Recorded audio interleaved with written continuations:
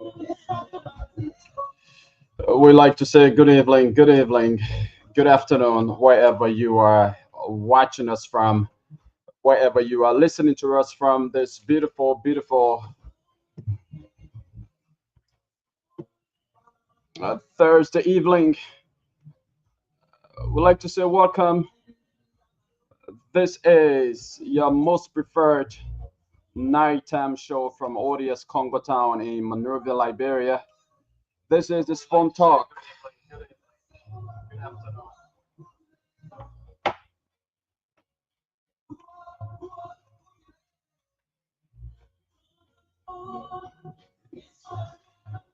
This is the powerhouse of politics.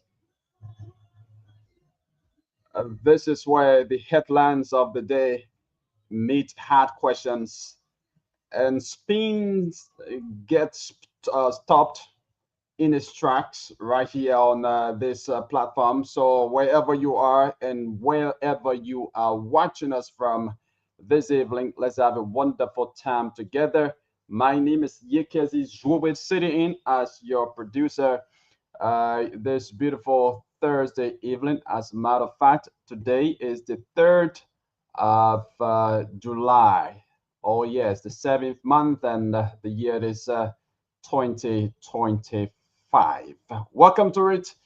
And let's go straight into it tonight. We're coming to you live on Spoon 107.5, Fabric 101.1, and of course on our various social media handles: Spawn TV Live, Super TV Live, and Fabric TV Live. We're also coming to you via our YouTube channel, so you can catch us up on those platforms. And of course, you're going to listen or watch the show live here this evening. So welcome, and yeah, let's have a wonderful time together. Invite someone to listen or view alongside you, because as usual, the show is going to be captivating. It's going to be very, very informative.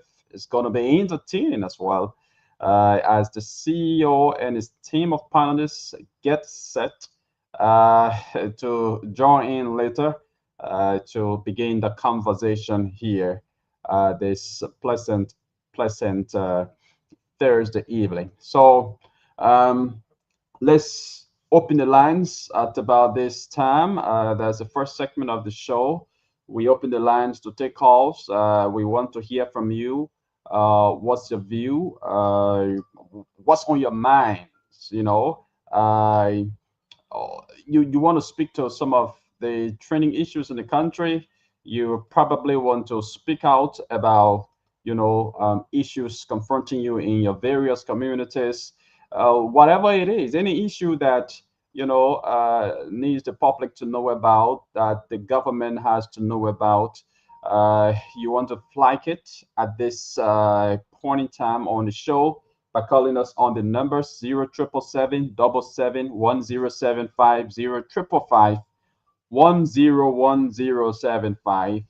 Those are the numbers to put it through this evening on the Spawn Talk. Again, 0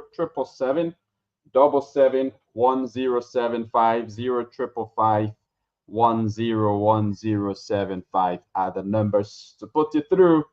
When you call, please lower the volume of the radio, or just do us a favor by walking away from the radio. And you want to be very succinct. Yeah, the book people can say succinct. You want to be so brief, summarize everything you want to say, because our lines are usually boozing right now. As I speak, the lines have already begun boozing with a lot of calls. So others are on the line wanting to make their contribution. So we wouldn't hold one person on the line for so long. So you want to be very, very brief as you call to make your contributions. Let's talk to our very first caller here this evening. Hello, your name and where you join us from.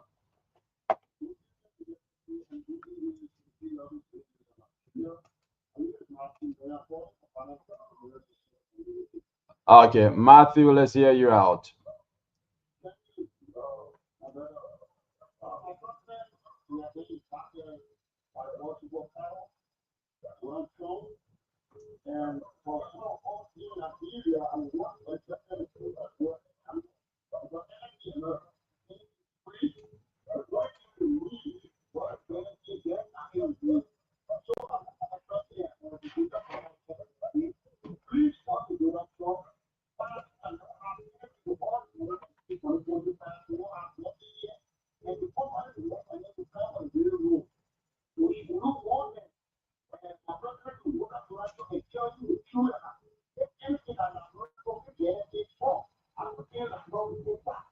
Thank you.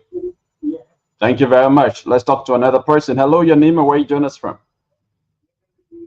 Good evening. Let's hear you out. Okay.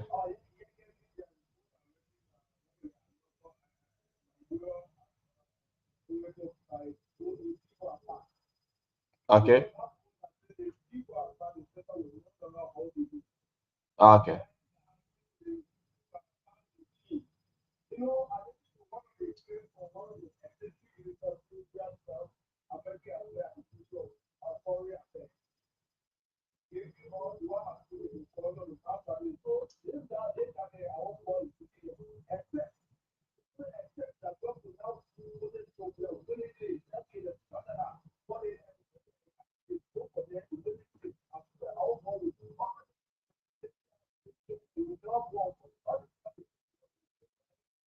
Now, what in the do to you now? Mm.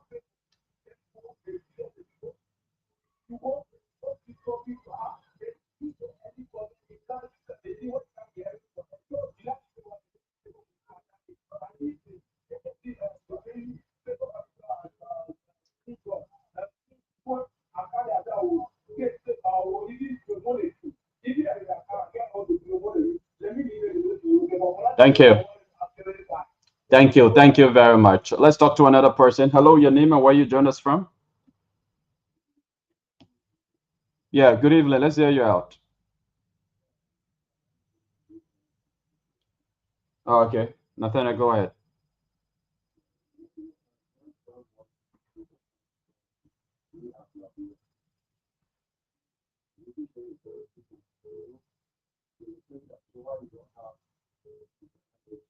Mm.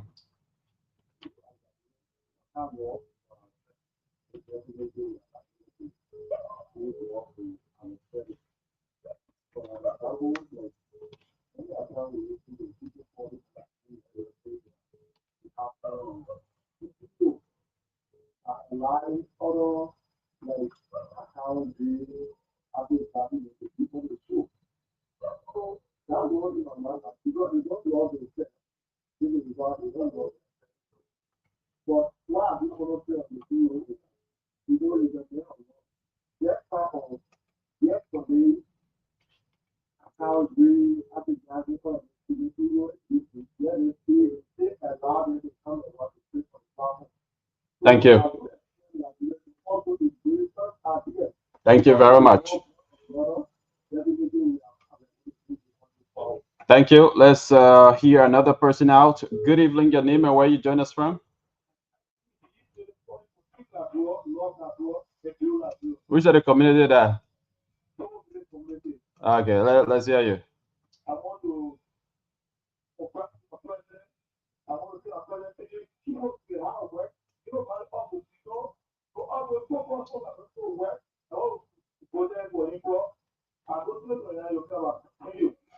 Thank you very much. Let's hear another person out. Hello, your name and where you join us from? I'm good. Let's hear you out.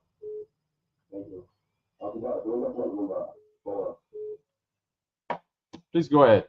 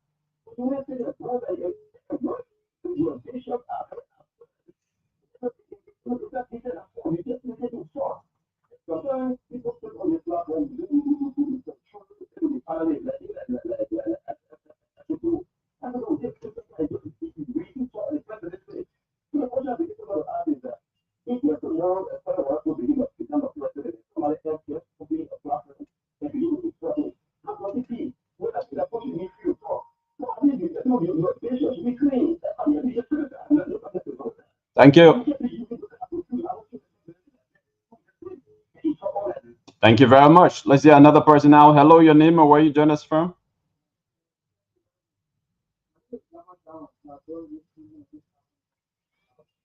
Lama down. You don't know whether in the evening or in the afternoon.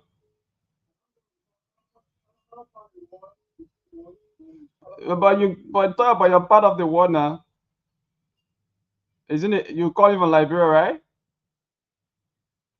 Okay, okay. We lost him. Let's talk to another person. Hello, your name and where you join us from?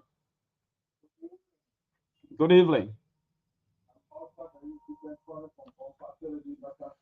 Mr. Zigman. Let's hear you out.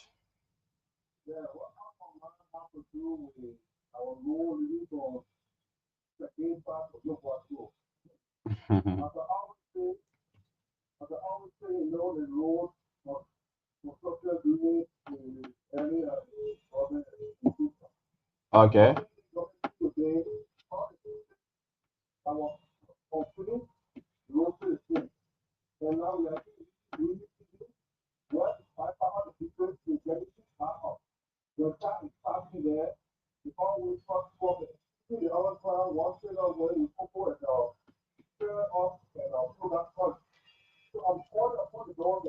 Hmm. Thank you.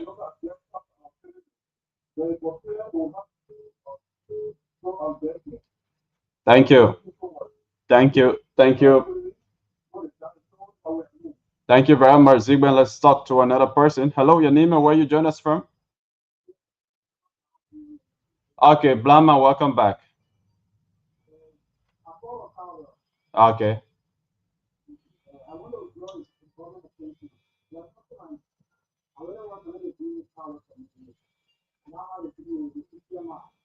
The what?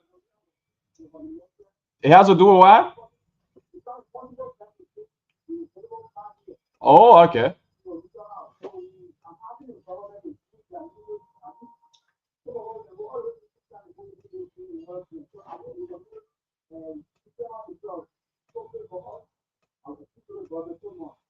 Okay, thank you for calling. All right, let's talk to another person here. Hello, your name and where you join us from? Hello? Okay, we lost out on a person. Call us on 07777 055 If you just joined us, it's a reminder that you're listening to the Spawn Talk. Uh, this is where all of the trending issues in the country are discussed, digested and dissected by the CEO and his team of panelists. Right now, we taking your calls to speak your minds on some of those issues. So you speak now or later. Let's talk to this person. Good evening. Your name and where you join us from? Lasana, let's hear you. Uh, Jackie. Okay.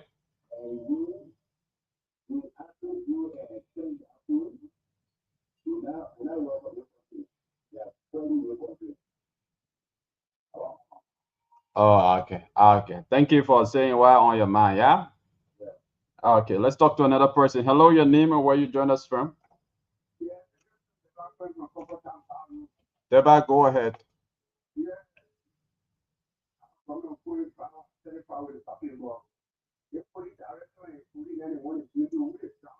Mm. What are you doing to you?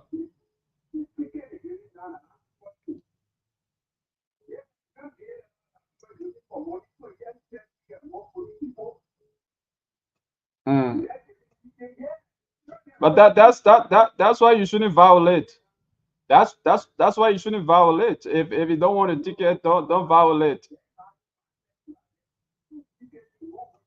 Yeah, but because you violated 2 times in 1 week.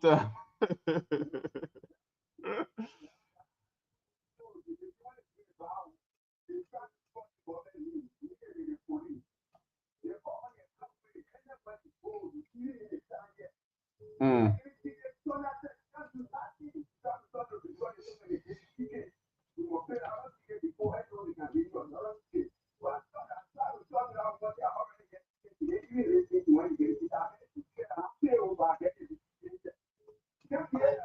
Ah, okay. Yeah, but try to also avoid those things that get the police giving you tickets.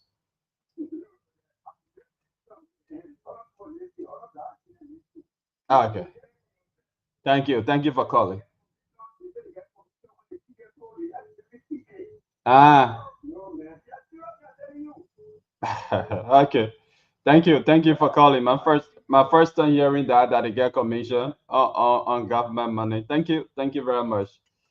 Let's talk to another person here. Hello, your name and where you join us from. Good evening. Let's hear you out.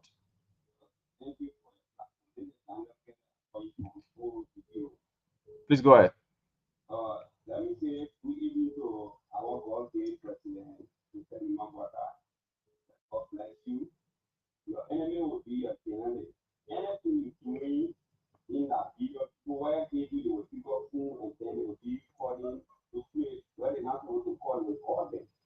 I mean that only journalist enemy can be.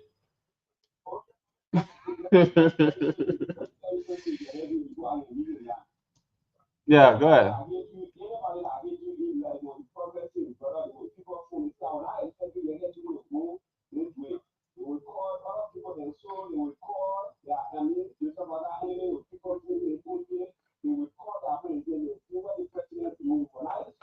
Now, I don't know what you mean. I was just poking fun at you.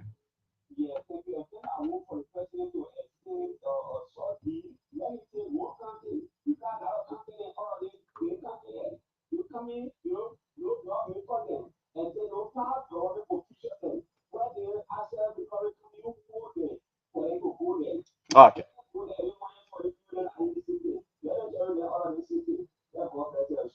Thank you. Thanks for calling. Let's talk to another person here. Hello, your name and where you join us from? Hello? Your name and where you join us from?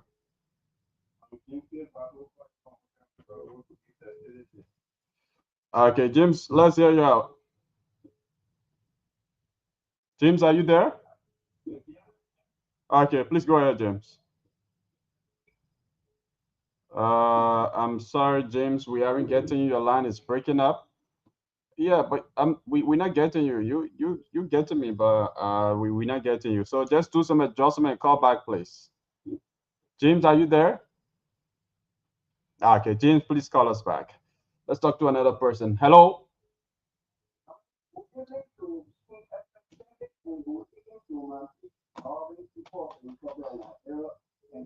Alfonso, welcome. Alfonso. I can recognize you just from your intro. You got this very long intro. Yeah, and you gotta be brief. Just go straight to the point.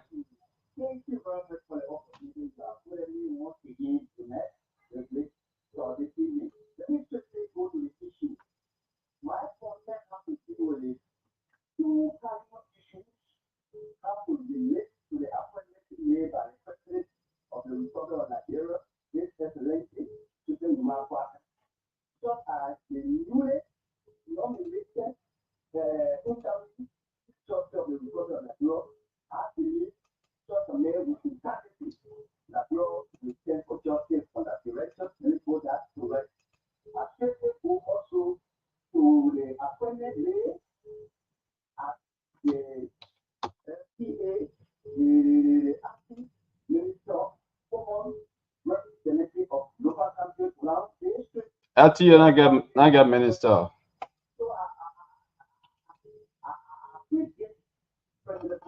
Thank you. Thank you very much.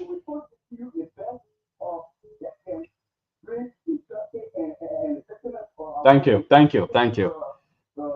Thank you. Yeah, so the position there is Commissioner General. Let's talk to this person. Hello, your name and where you join us from. Good evening. Let's hear you.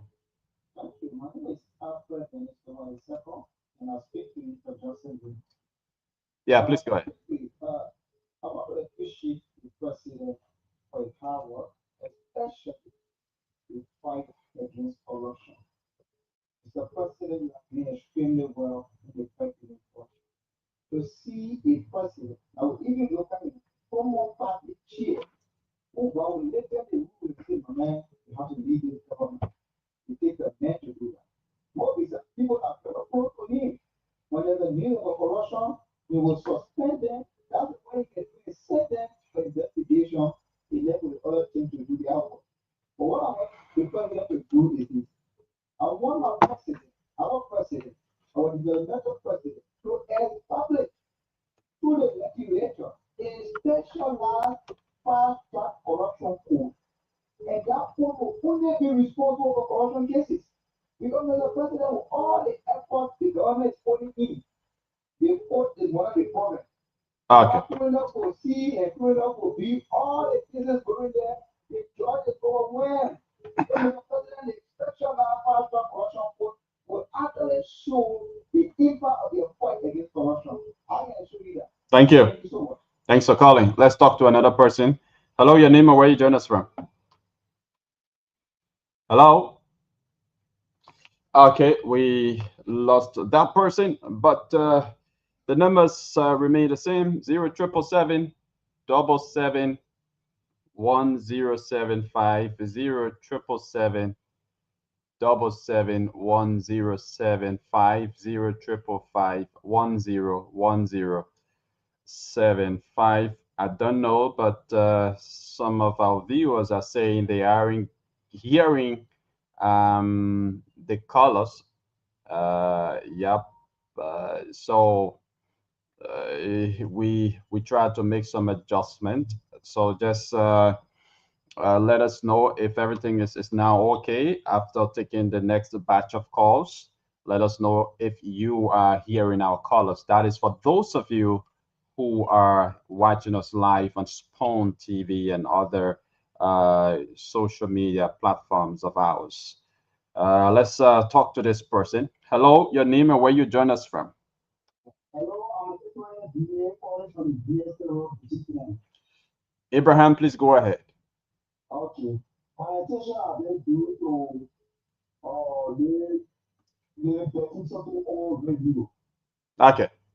Okay. You know, so I want to be that now our person, the church and gathering, then the getting a war. But this time now, it meant the team that the gathering, and we all teaching about it, gathering.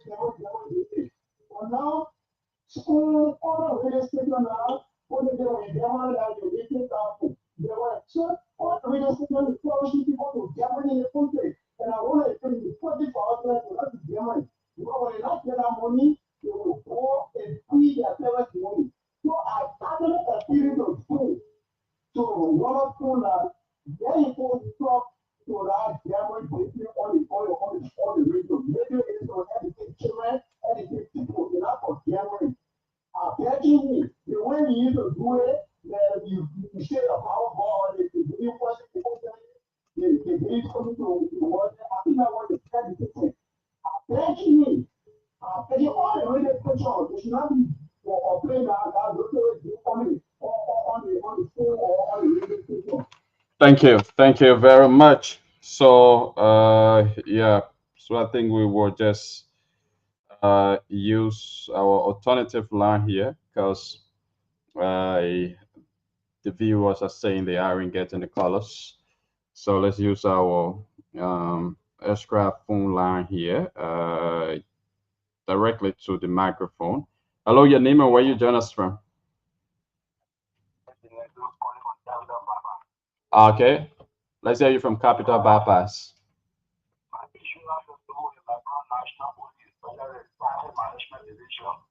Okay.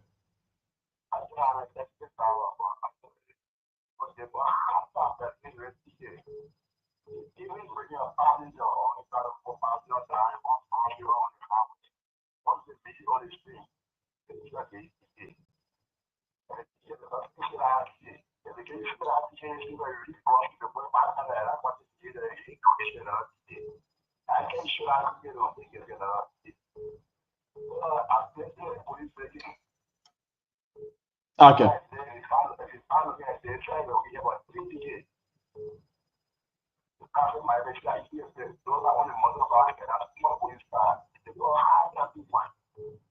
Thank you. Thanks for calling. Let's talk to another person. Hello.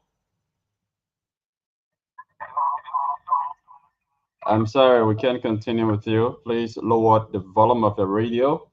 Uh, Before calling us, you just walk away from the radio. Let's talk to this person. Hello. I'm good. Your name or where you join us from?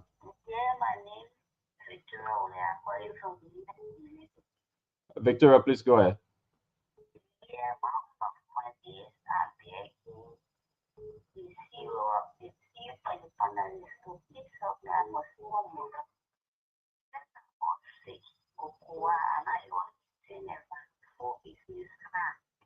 Okay. Thank you.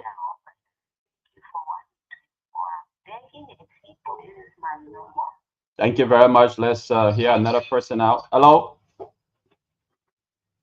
Hello. Okay. Let's talk to this other person. Okay, we couldn't take this person. Okay. Thank you. Thank you. We've gotten you. Let's talk to another person here. Hello, your name, where you join us from? Are you there? Yeah. Yeah. Yeah, your name and where you join us from?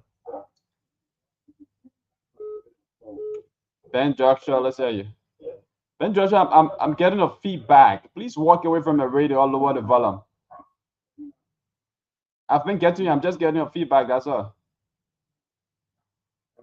Okay, better. Go ahead. Thank you. All my content has to do with our content council. What we have. Mm. Before we speak to the different before we put. But yeah, look at people get the 5,000 to rent this and the young lady, the citizen compound.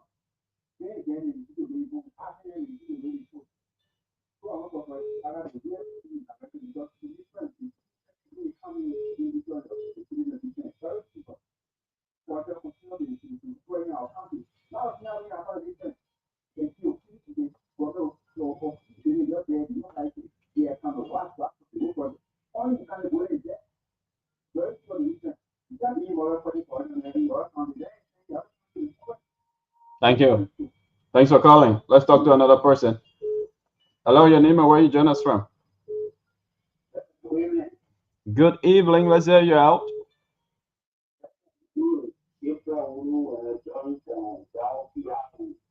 Mr. Ulu, let's hear you. Yeah, the decision, I call it from popular way, I call it release from popular way, on local, I call it radio station, starting from this monetary point to October, local, especially every without flying, review, Sapulu, Montava Highway, again, later in the midweek they need. And the number decision of the government, I think the number decision. The way to live every people will not fly, or again, the year of peace, the limit. And people sometimes think for drugs, again, and other stuff around to carry the too. So, all these things. No FPJ will fly, no road, no PSL, no police. I think the decision for the government thing, the environment, it can be a problem. So I think we need to look to it. All right. Thank you very much. The Ministry of Public Works actually made that announcement today. Yeah, place moratorium on heavy goods vehicle loading along certain unpaved primary road corridors during this rainy season. And of course, those corridors include the Ganta to Zueju, Zueju to Kanwikien, Buchanan to Greenville, Plebo to Barclayville, Salaye to Medicoma, Brewerville to Bopolo. Yeah, so those are the corridors. and according to the Ministry of Public Works, uh, this moratorium takes effect from July 31 to October 15, 2025. So it's a 75-day moratorium. Yeah. Let's go back to the lines. Hello, your name and where you join us from. Okay, we lost that person.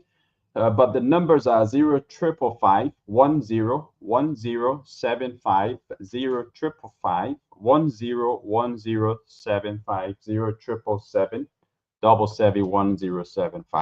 Let's talk to this person. Hello. I'm okay. Let's hear you out.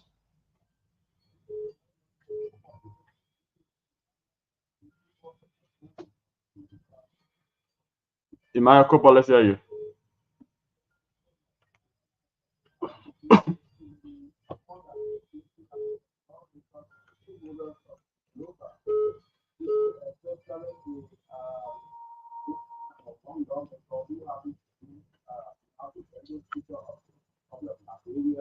Mm.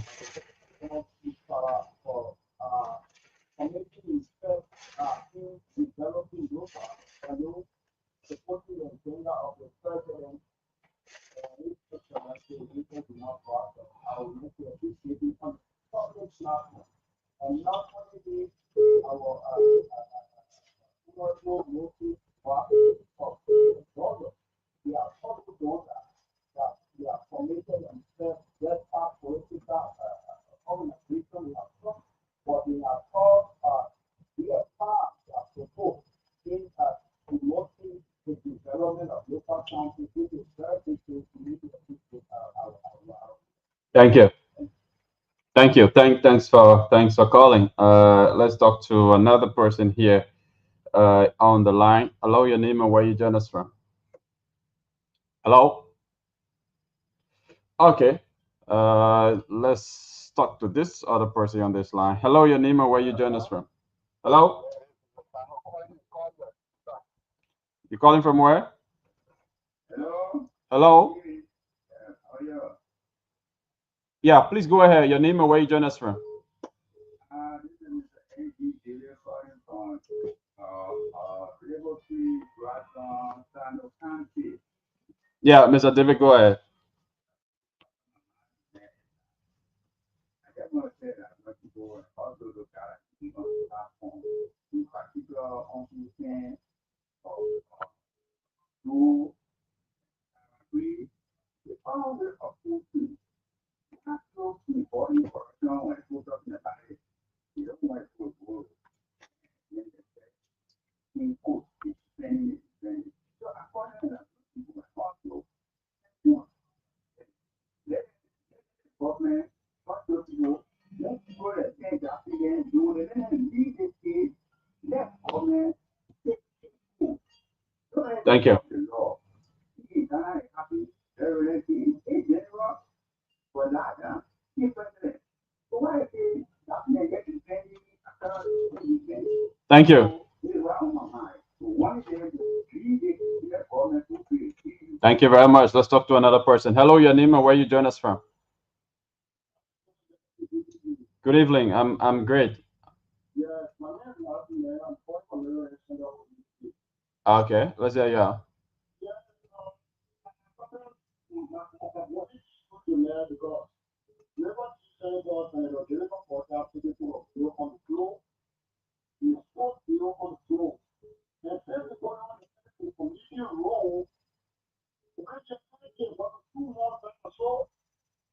I want for the person that is responsible to please put it back on the throne. That is the score that God. It's not that I have God, what is that for you? So if you're trying to generate 1 plus 40 years, I think it will just put this for us. Okay.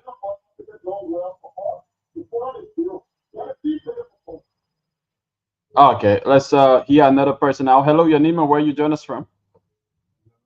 Hello.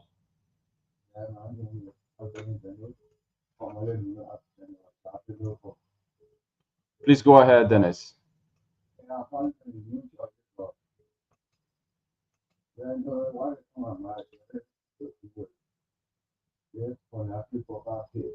And the city of the Liberia will be wisely so that they can have their full thing under control.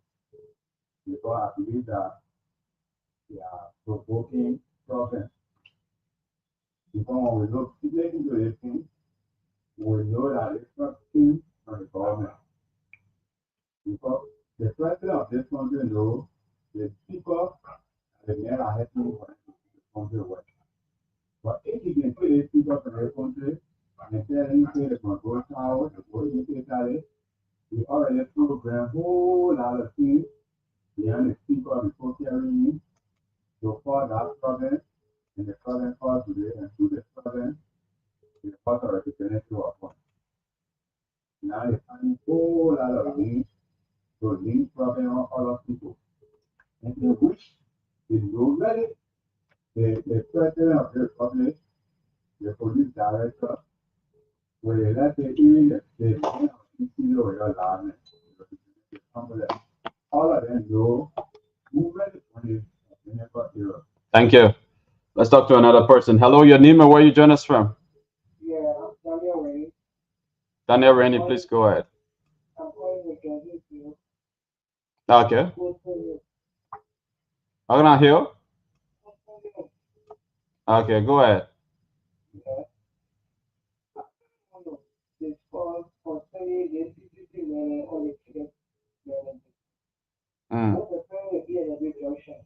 This guy get in mind of running young people, getting on back, running young people to arrest them and take money from them. Okay. Are you there? Yeah, very, very embarrassing. We are calling the government. Okay. The government knows nothing about this. All right. Thank you for calling. I'm begging you guys to actually work on this. Okay. Thank you for expressing your concern here. This evening, let's talk to this person. Hello, your name and where you join us from? Good afternoon. Good evening from my end. Maybe you're calling from outside Liberia. Good evening. Yeah, please go ahead.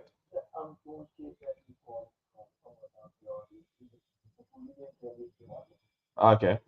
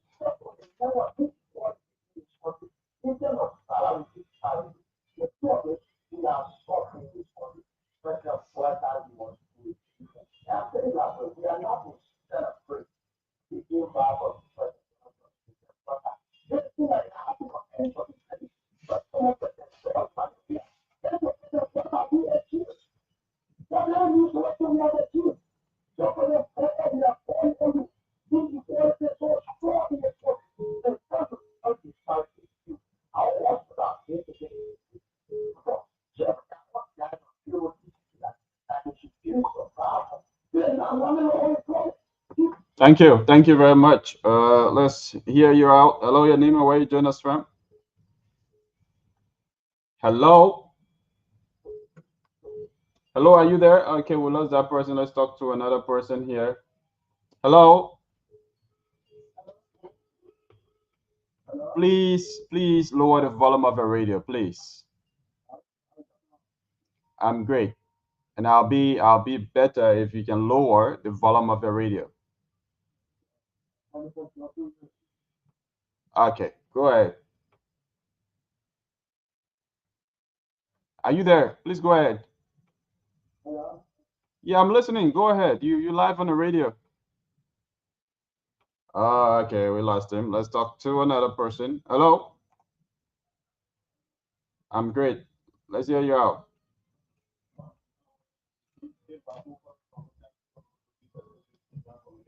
James who?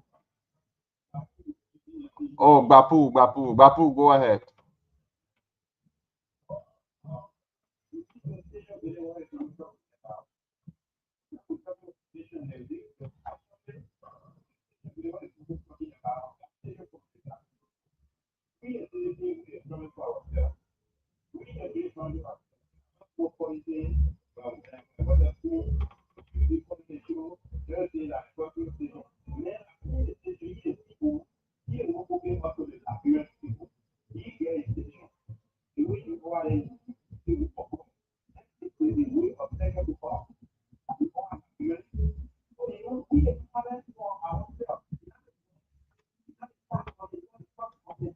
Okay.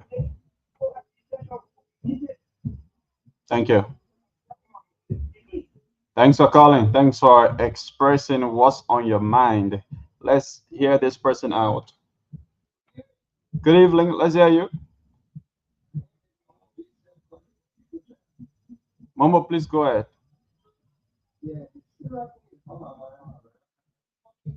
Ah, okay.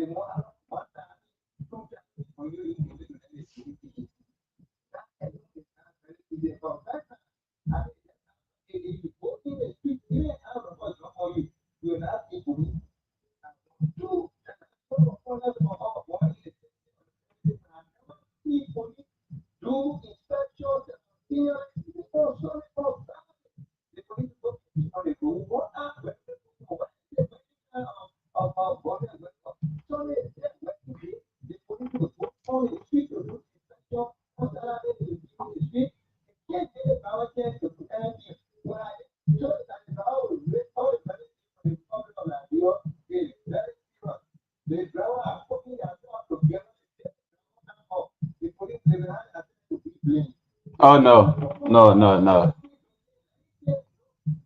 Okay. Thank you. Thank you. I hope if you're coming up, you should come up peacefully. Peacefully. Okay. Okay. Thank you. Thank you very much. Let's talk to another person. Hello, your name and where you join us from? Okay, let's hear you out.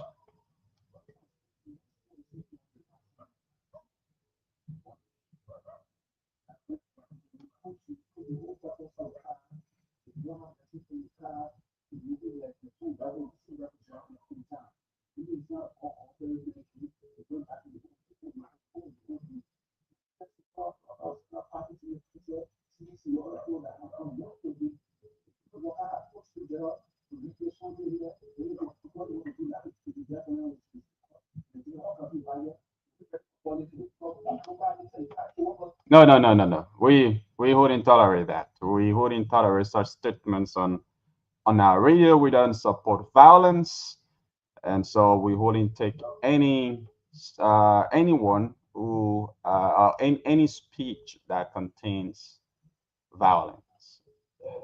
Hello, let's hear you out. Okay, let's hear you out.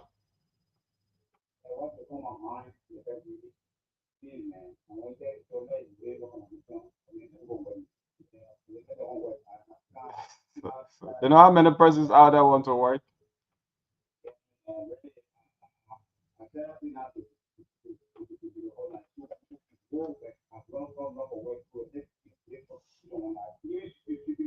Okay.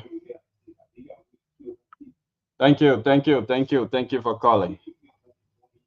Well, the series is listening. All right. So yeah, the series is listening. Thank you very much for calling. Let's talk to another person. Somebody says no sound. I no sound.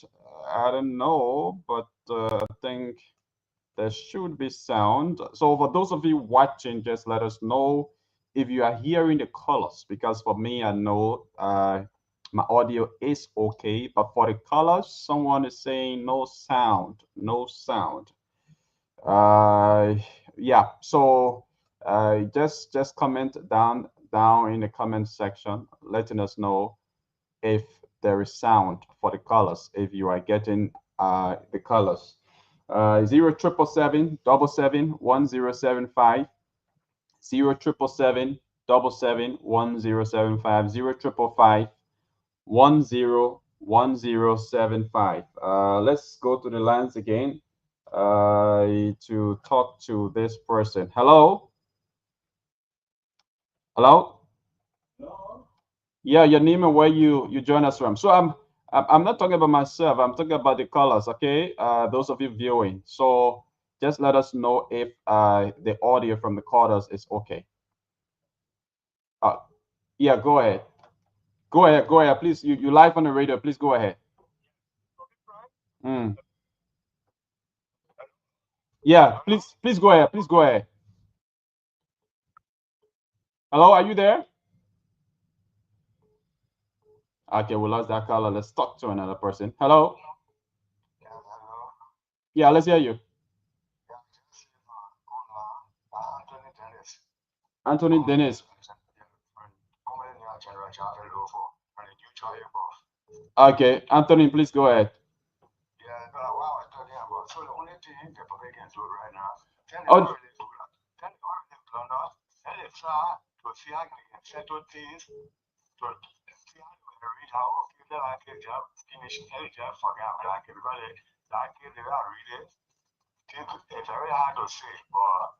thank you for calling. You called earlier, and I think you landed in making your point. Let's talk to this person. Hello. Please lower the volume of the radio. Hello, please lower the volume of the radio. We're getting feedback. Okay. Yeah, please call us back when you do that. Let's talk to this other person. Hello. Hello, let's hear you.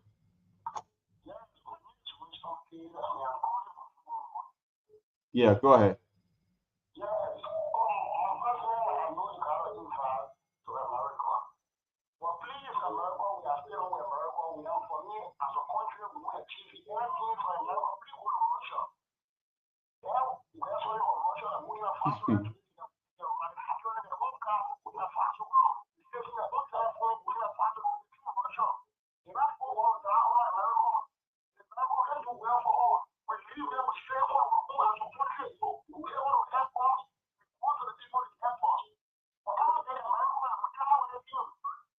Thank you. Thank you for making your point. Let's talk to another person. Hello? Mohammed, lower the volume of the radio. Is that okay? Better, let's hear you. Yeah, my concern how to do with the LEC anti-terror unit. Okay. Yeah, they are being very, very inefficient and difficult in their function. Okay. For months now, I've complained to them that my community is being engaged in theft, widespread theft, but they have not responded to my complaint, and which is disheartening. You can't be saying you want an entity to generate revenue. Somebody tell you an era where there's sabotage, then you sit down, so finally we're taking action. Okay. So yeah, it's very disheartening. So LEC management said I need to take note of this. They should know that the anti-terror unit is reneging on their duty to protect the interests of LEC. Thank you very much. Let's talk to another person here. Hello, your name and where you join us from? Hey, my name is Fred Sewit, and I'm calling from Macono in Sarasville, Pennsylvania. Yeah, let's hear you, please. Yeah, my concern has to do with the Liberian National Police.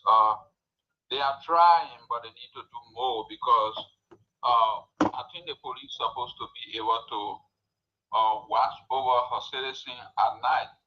but there are a lot of robbery going on in Liberia, and they are not saying anything about it. People have been, losing their stuff, and nobody say anything about it. And those are taxpayer money that they are using, so they should be able to efficiently do their work, at night, so that our citizens will be safe. Thank you. Thank you. Thanks for calling. Let's talk to another person on this line. Hello, your name and where you join us from? Okay, please go ahead.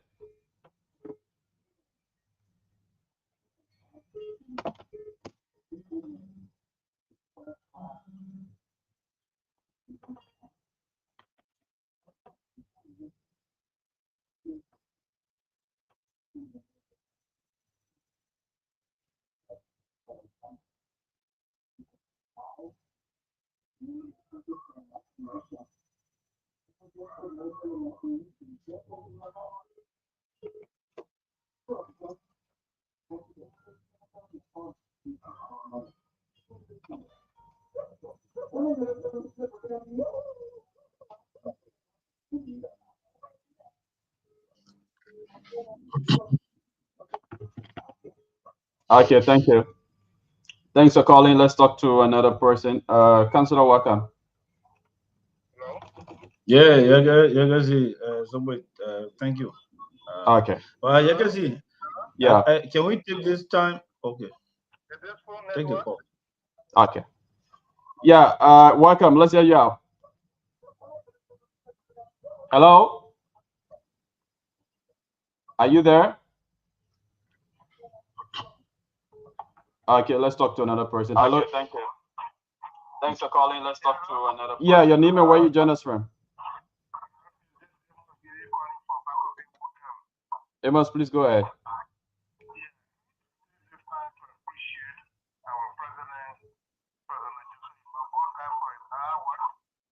Especially for the fight against corruption. Corruption is so strong, and it is a very strong man to fight corruption. So let us give President Booker the chance to fight. Okay. We expected the former president we have to actually fight corruption, but unfortunately, the corruption was so strong, and corruption defeated him. Now that we're seeing the whole man fighting, let everyone help the whole man to fight corruption.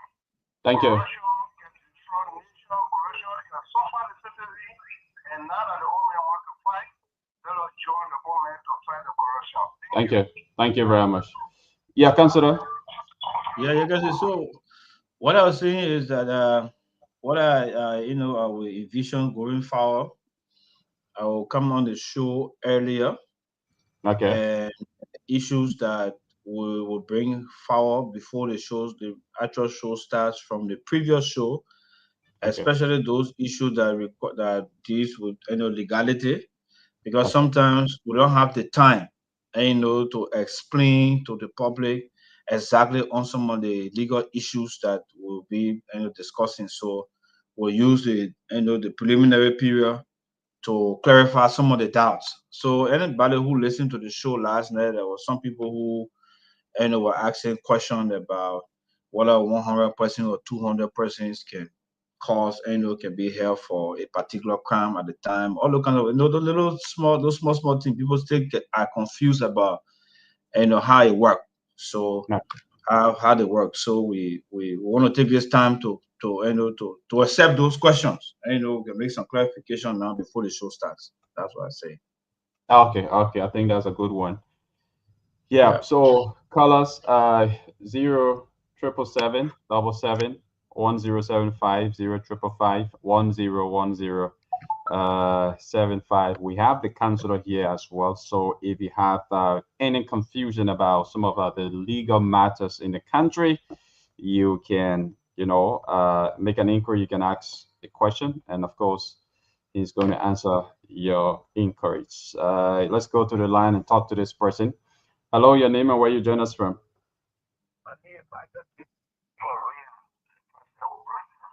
Okay, please go ahead.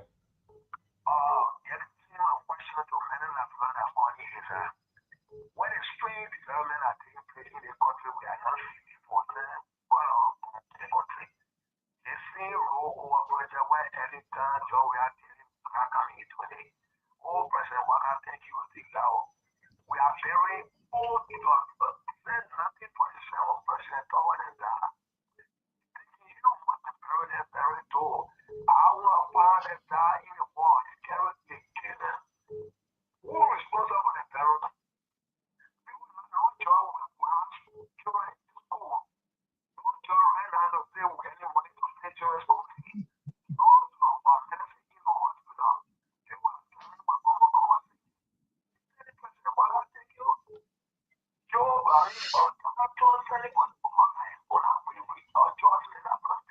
Thank you.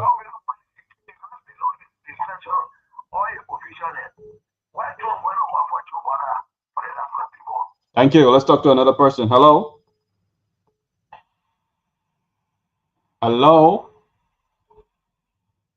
Okay, let's talk to this person. Hello. Good evening. Let's hear you out.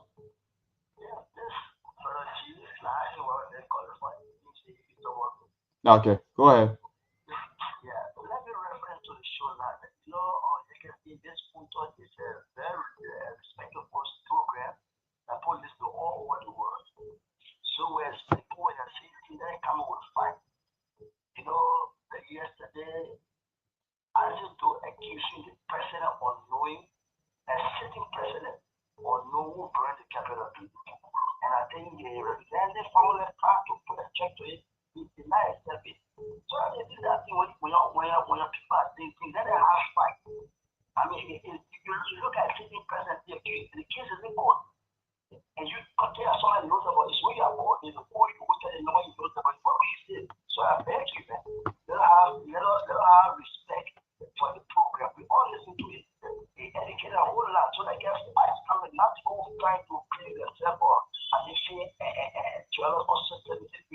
Thank you. No. Others are on the line. Let's take others. Hello, your name and where you join us from?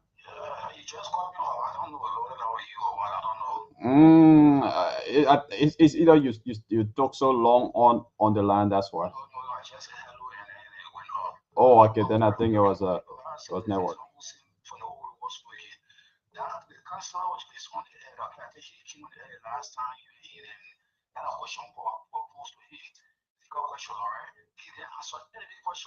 So if no need to waste our time, you then go to our show. Then you go back to school, the law school, go learn more.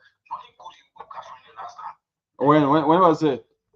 So I think the counselor will speak to that.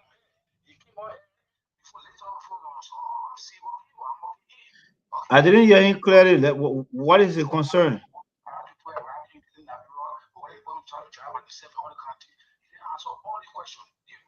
So now he's here. You got any question to ask him?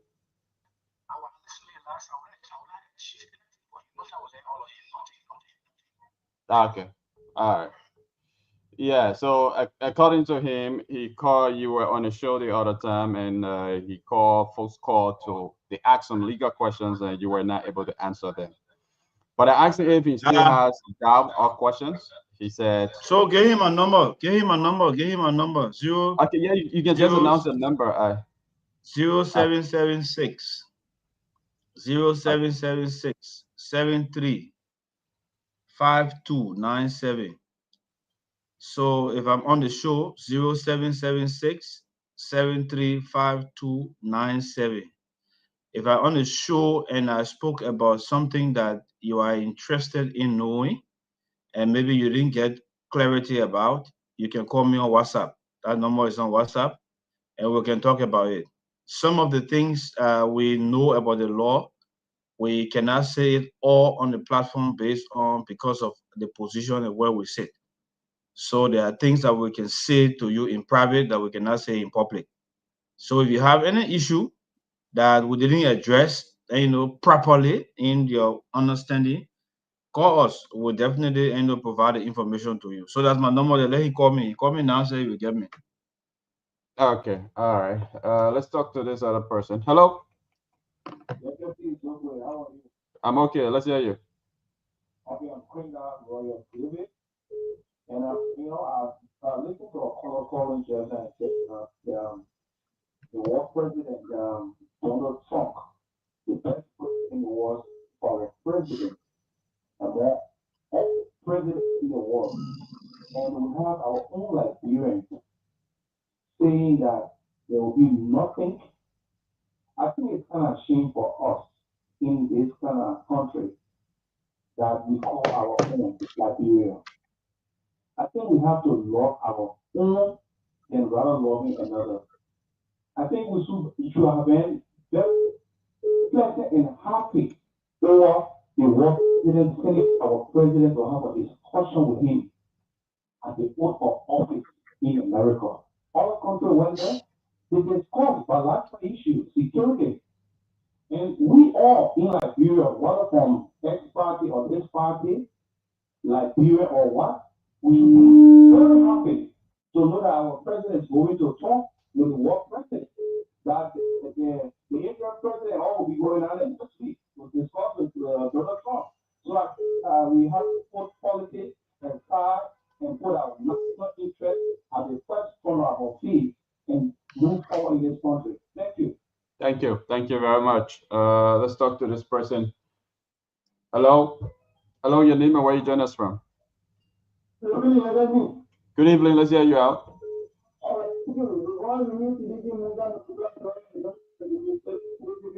Okay, let's hear you, Siddiqui.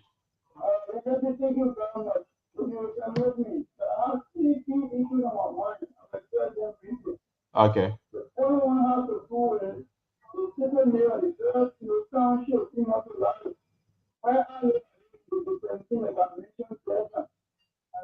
We are not seeing the feedback of the president or the president problem. Whether the president and the president program is doing well. That's the reason why some part of the one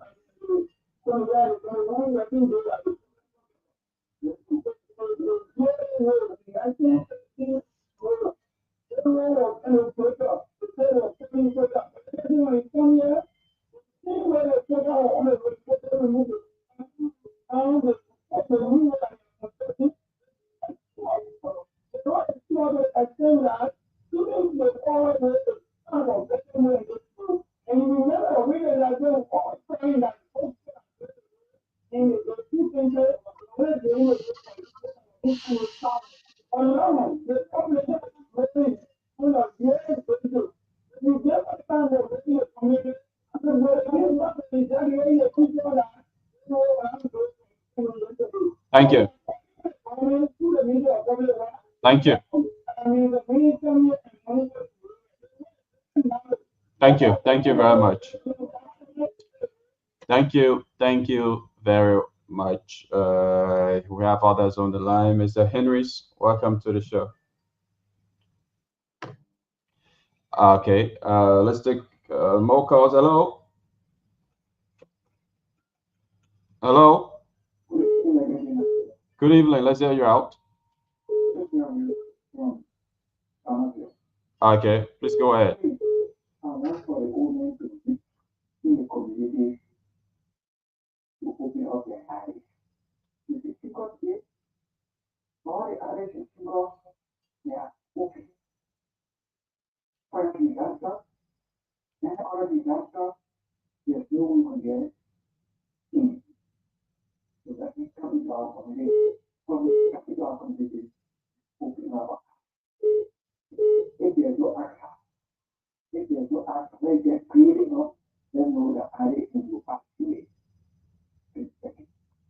Thank you. Thanks for calling. Let's talk to another person. Hello, your name and where you join us from?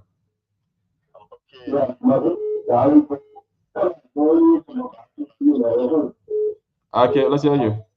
Yeah, and I want to speak to the issue of the president's problems in the U.S. You know, a lot of people are telling you the president going to come from that state. So now that they are evil, let's according to African nation. So, like one of you, I will not do the president to attend the combined with the group. I'm not happy about the president news. Thank you. Thank you. Thank you very much. So the CEO is here. CEO, welcome. Yeah, but you have the councilor here and the cocoa manufacturer here. You should have started the show with them. You know, these guys are great men of war. They are great men of war, political war. You can see things, but you can see, man, please. Tomorrow don't come with cell phone, man. We are not hearing the folks. You can see. You gotta get it resolved, man. Yeah, but you know, Yeah. Thank you very much. I can see we're going to get into the program. I have the honor, ladies and gentlemen, to present to you the Land Councilor, Councilor Lafayette Gould Sr. The man that represented the interests of the CDC government in Kenya. Oh, I forgot, of the Republic of Liberia. Send on the platform here, that big platform. Some people can only hear one time. They want time they talk, they don't say you talk, that way you hear the carry a big you. They go with it, right? They go with it. So yeah. Well, Fubi, wait now. Let's get it straight, Fubi. Who sent a man to Kenya? That's not our government. That one government sent me. No. Okay, man. Wait, don't. No, okay. Wait, I was talking, don't interrupt me, man. I break you, man. All right, Fubi, Fubi, I need attention. Let's ask the people. Okay, you know what? Sir, may it please your honor. When did you go to Kenya? Under which government you went to Kenya to represent Liberia? I came to South Sudan in 2023, November 5. I left Liberia. Thank you, sir. Wait. Wait. No. Wait. I landed here on the 6th. I landed here on the 6th, 2023. I landed on the 6th, 2023. Fubi be the chief justice. I went for 1 year. And it was renewed. Ladies and gentlemen, it was renewed. Wait. I beg you. We come to the renewal part. Ladies and gentlemen, I beg you, step by step, you're listening to the lawyer. When I tell you that this man representing you under this condition, you're holding me responsible. Sir, may it please your honor.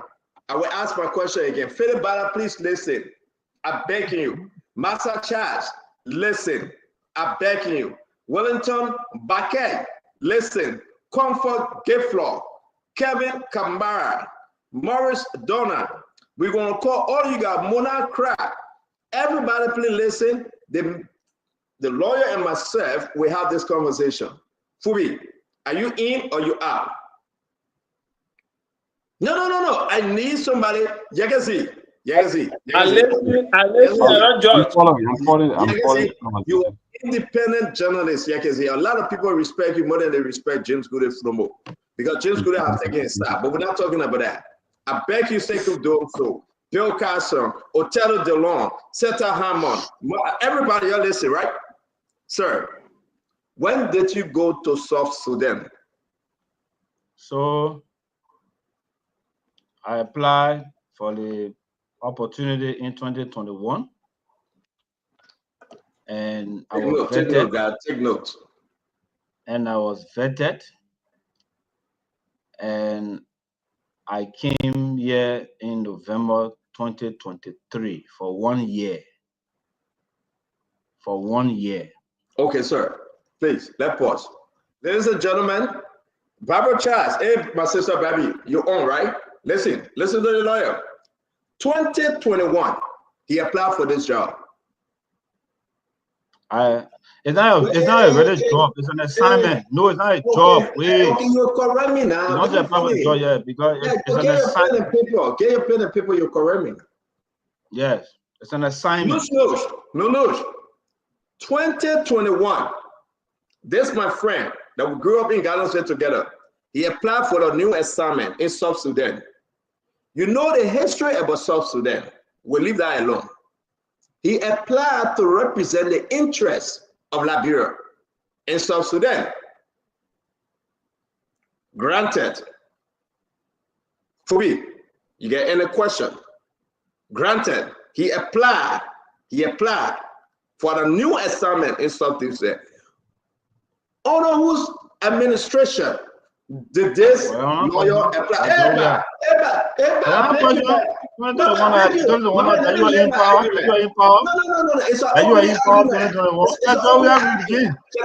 I lay my argument?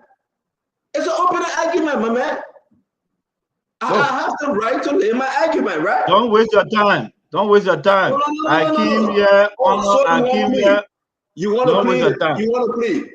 Don't waste the people's time. Don't waste the people time. I came here under the city government. Hey, God. My man, this is not how you operate in the code of law. I beg you, man. I beg you. Don't waste the people time. Say Malu. I came here 2023 under the CDC government. Yes. Okay, so you answer 2021 under CDC government.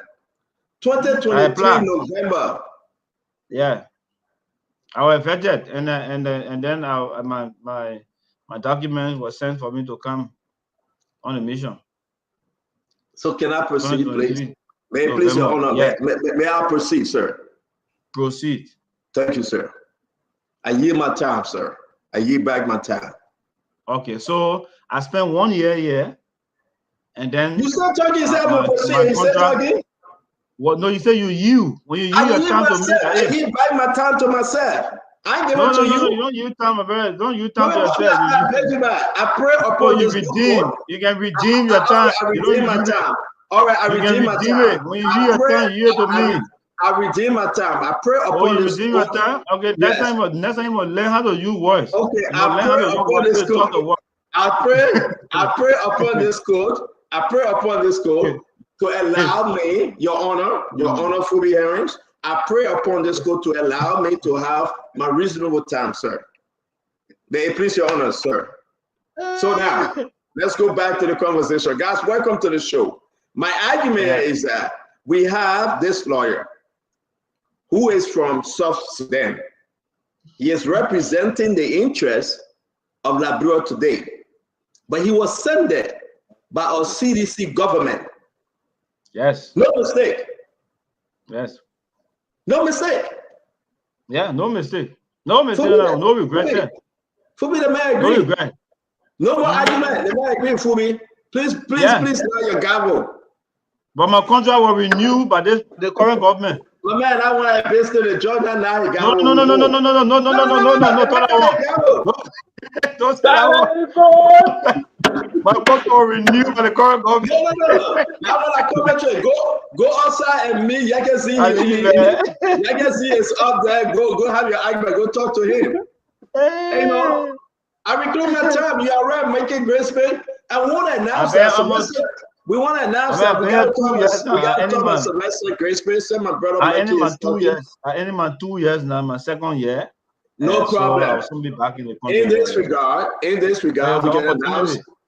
But again, sir, Fubi, I don't think you will be a representative, Fubi. You do not pay attention to the needs of the people.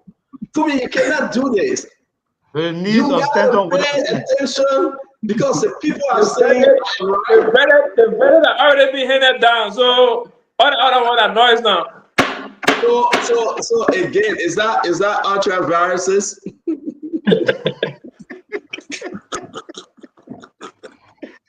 Ladies and gentlemen, boys and girls, I want to play a clip though. While we welcome Tamba, I want to play this clip. I beg you, y'all please consider me play. Let me play this. Put our mind on this. Number one. And continue. We've never put our mind on this. Okay. We pay attention to details. We must learn a lesson. The Vice President Jeremiah Kun is from Nimba County. We all know that. Yes, indeed. The President Braka, is from Lofa County. We all know that. Okay. Nimba County and Lofa County share border. They are the same county. Yes, man. Say that again. Today, the Vice President and the President are from the same region. They are from county bordering each other. Does that make sense? Nimba County and Lofa County share border. They are the same county. I gave up. Today, the Vice President and the President are from the same region. They are from county bordering each other. You were not informed too.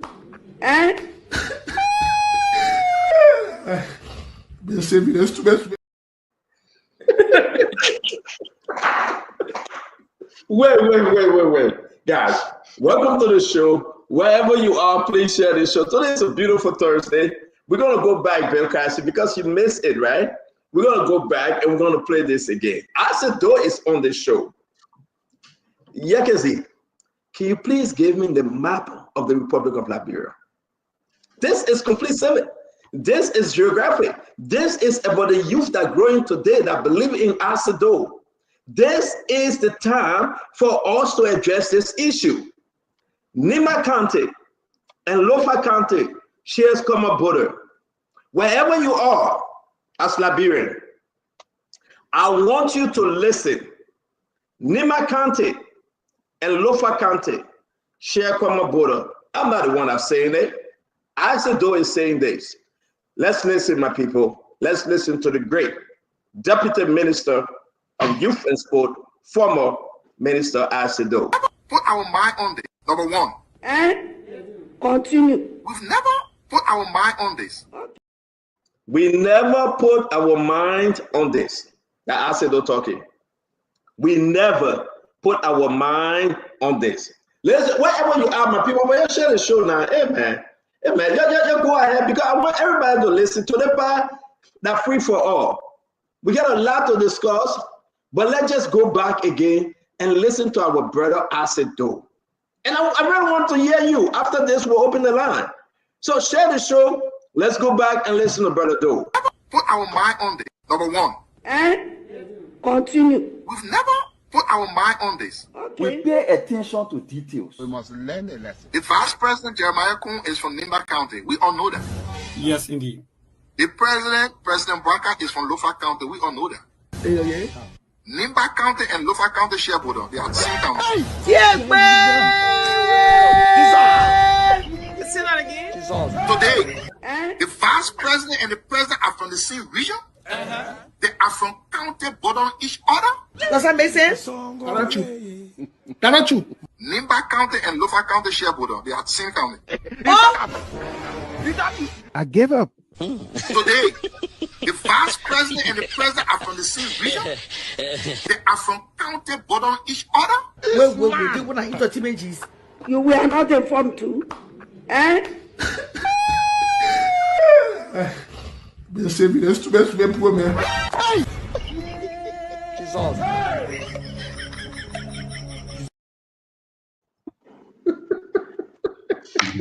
Somebody said, CEO, do you have best friend? I get no best friend. Yeah. Somebody, I think I gotta explain this. Do we have the map of the Republic of Liberia before the guys come on? Do we have the map of the Republic of Liberia? You can say up, can you put it up? Okay. So guys, if you're watching us, right? That's the Republic of Liberia. It's bordered by Sierra Leone, Guinea, Cote d'Ivoire, and the Atlantic Ocean. There we go. I want you to pay attention to this. Lofa is in the yellow, the big yellow, right there. Nimba, I think it says is brown, something color. I'm colorblind. But look at both counties. What county between them? Between Lofa and Nimba, what are you saying? No, it's not me. Hey man, Wellington Baka, don't blame me though. We're trying to, I'm begging you. No, it's not Lekoto Rose. Rose is not Lekoto Reeves. Don't blame me. We're trying to get Vivian Eastman, man. Let's do this. I beg you. I don't ask you to do that, your brother. But yeah, can somebody tell me? I cannot see good. What kind of county between Lofa and Nimba? What kind of county there? Are you County in Guinea? Let me say they share common borders. The only thing that you will see. The man clarify and say that they see John River the border. Oh, so that's St. John River the border now, right? I mean, guys, this is, I don't know where you are. We're going to do the good show for you today. But I just can't wait for my brother. Let's open the phone line. Let's ask the people. Yeah, your name, and where you joining us from. Man, for your phone line. Remember, you eating our show back. We got 3 more minutes back. I said, don't make me stay back. Let the man say. Yeah, go ahead, my friend. Yeah, I don't know what Azedo was thinking on that he said that Lofa County and Nima County has borderline. I don't know if Grand Basso and the Maryland guy bowler, common bowler. But anyway, don't count it. You remind him. Let him go and look at his geographical location of all the counties and go back and see them. So you are saying Acedo is wrong. All right, we'll bring you back. The line is crazy. Let's go ahead. Your name and where you joining us from? Yeah, CEO, this George Korea. George, go ahead. Talk to us, my friend. Yeah, the first thing, CEO, what counties are not bound by border. They are bound by boundary. Yeah. So now the first mistake has to be on our video. Countries are bound by border. So you say answer wrong, right? He's wrong. Okay. Wrong. All right, let's see. The phone, you can see, pull the phone number up. We're going to go to the phone line. A lot of people got to call today. We got about a few more minutes left. We want to hear from you. I said, do is my brother. Let's take this one. Your name and where you joining us from? Yes, CEO, thank you so much. My name is Thomas Kumai. Thomas, talk to us. Yeah, so sometimes when the guys do these things, like the other partner is saying, he needs to come and apologize because our younger ones are listening to the media, they're listening to radio, learning after. It's the same that Geographic Gould said we have 17 continents. So the guys, I don't know, like somebody said, the Sacramento tree is a problem. So he needs to come and accept his mistake. Then we can move on. Thank you. Nima is not sharing no border with thank you. The people want me to play. They want me to play again. Let me play it one more time. I will take this call real quick because this line is going crazy. Your name and where you joining us from? My name is Vani Bafre, calling from Pennsylvania. Brother Vani, talk to me. I said, go just give the library for the clear definition of CDC. Well, that's CDC, yeah. Bye. Your name and where you joining us from? My name is Momon M. Johnson. I'm calling from Pennsylvania. Look, Isaac Doe is acting like Blama Doe. Isaac Doe need to go back to school. Even the child that is in ABC cannot make that mistake. He need to go back to school.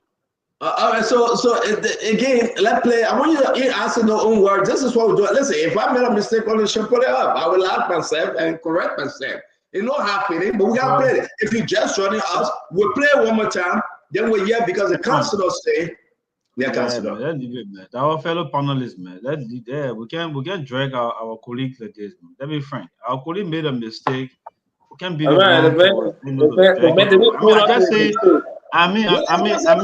man. Yeah. I know. I'm saying to you that this is our colleague. This is our. So you want to stand his mom? I'll find the necessary personality born, and a few that will just let it go. The made a mistake, and the personality born are finding. The man made a mistake. It's a personality born. But for us to be the one, championing the mockery of him, that's my view. Man, listen, this is for fun, my man. I'm sorry. Because we are championing. They both finish forgetting what I think. Let's ask Josephine. Josephine, you forget. Fubi, let me get that away. Let me get that man.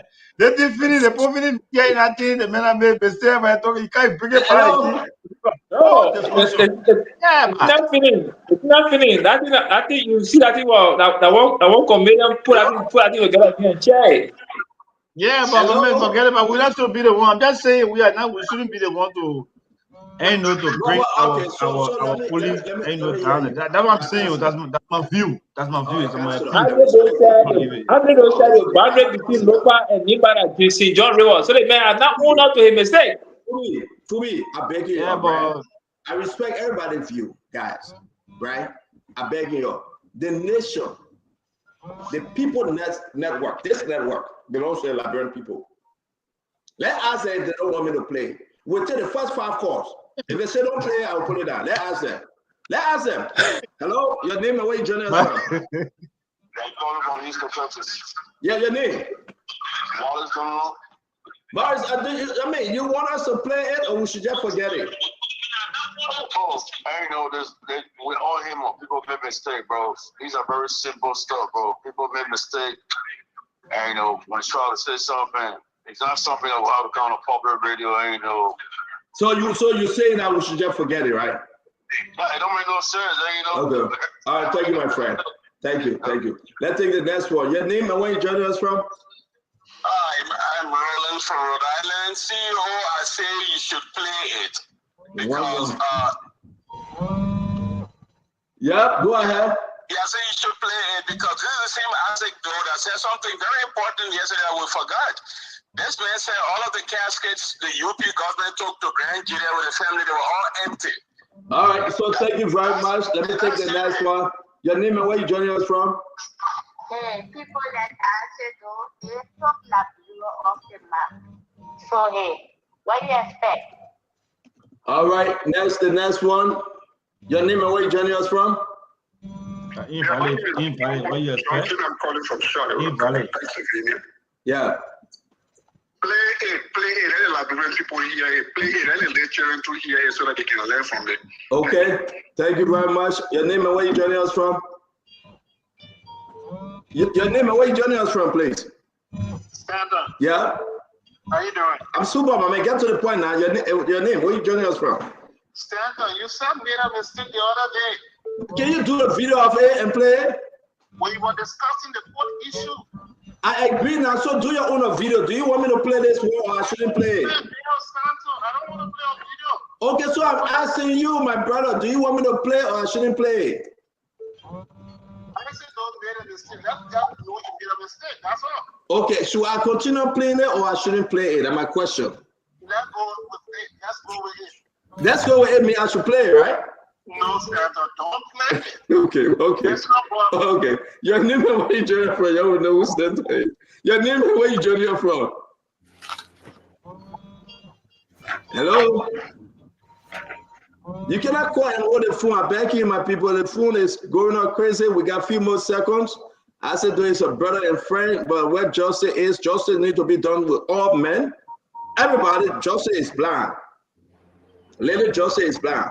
So I'm going to take the last call. Oh man, you've already called. Then you not call again. Your name and where you joining us from? You don't be doing that. Remember your parliaments. You can't be dragging your partners in a mud like that. You don't do that. That's wrong. Listen to the council. What the council is saying. You can't do that. Okay. You can't want to do that. So you want me to play or I shouldn't play? Do not play it. Listen. Thank you for watching.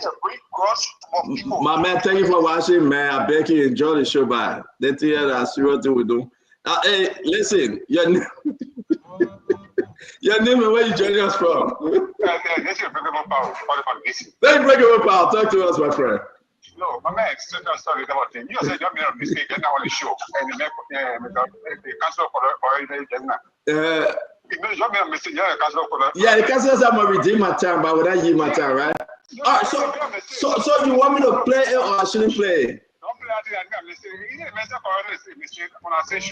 Okay, thank you. Thank you very much. So ladies and gentlemen, all of us don't follow up. They are interceding for him. Let's see what you're gonna hold. Your name and where you joining us from?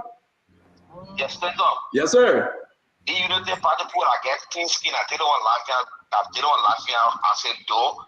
When some people start putting a mob in or just a part, I know the fact that they can go crazy. Let Dr. Bobler that laugh on the show when the system about job right. Your name and where you joining us from? From Philadelphia. Yes, sir. I want you to believe it because I said to never talk good thing about this government. They did not tell me CDC and you let pass it to you. When somebody does something good, talking.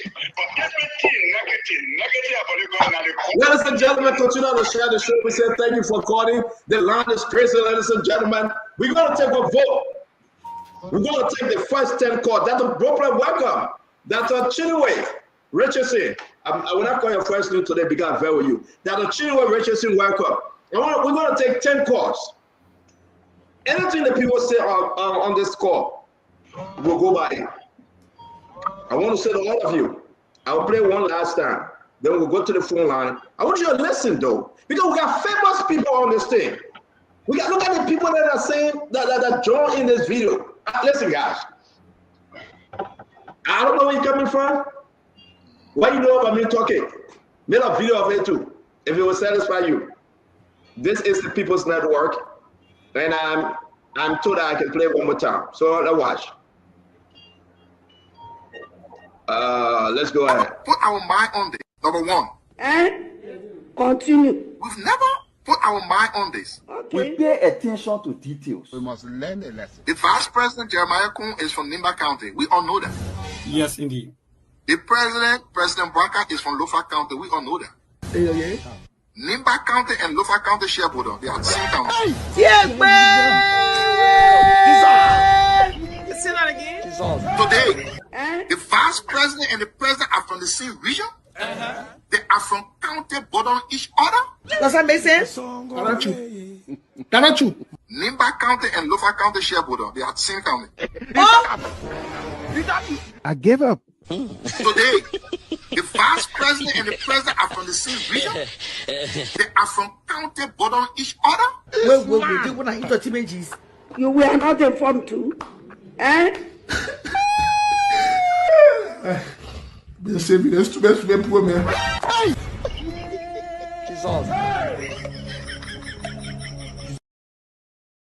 So, ladies and gentlemen, here we are, right? We're going to take 10 calls. 10. Maybe we'll make it 11 because we don't want it to be that even. And you're going to tell us whether we should save this clip that when Acid Do appear, we play it. You decide today.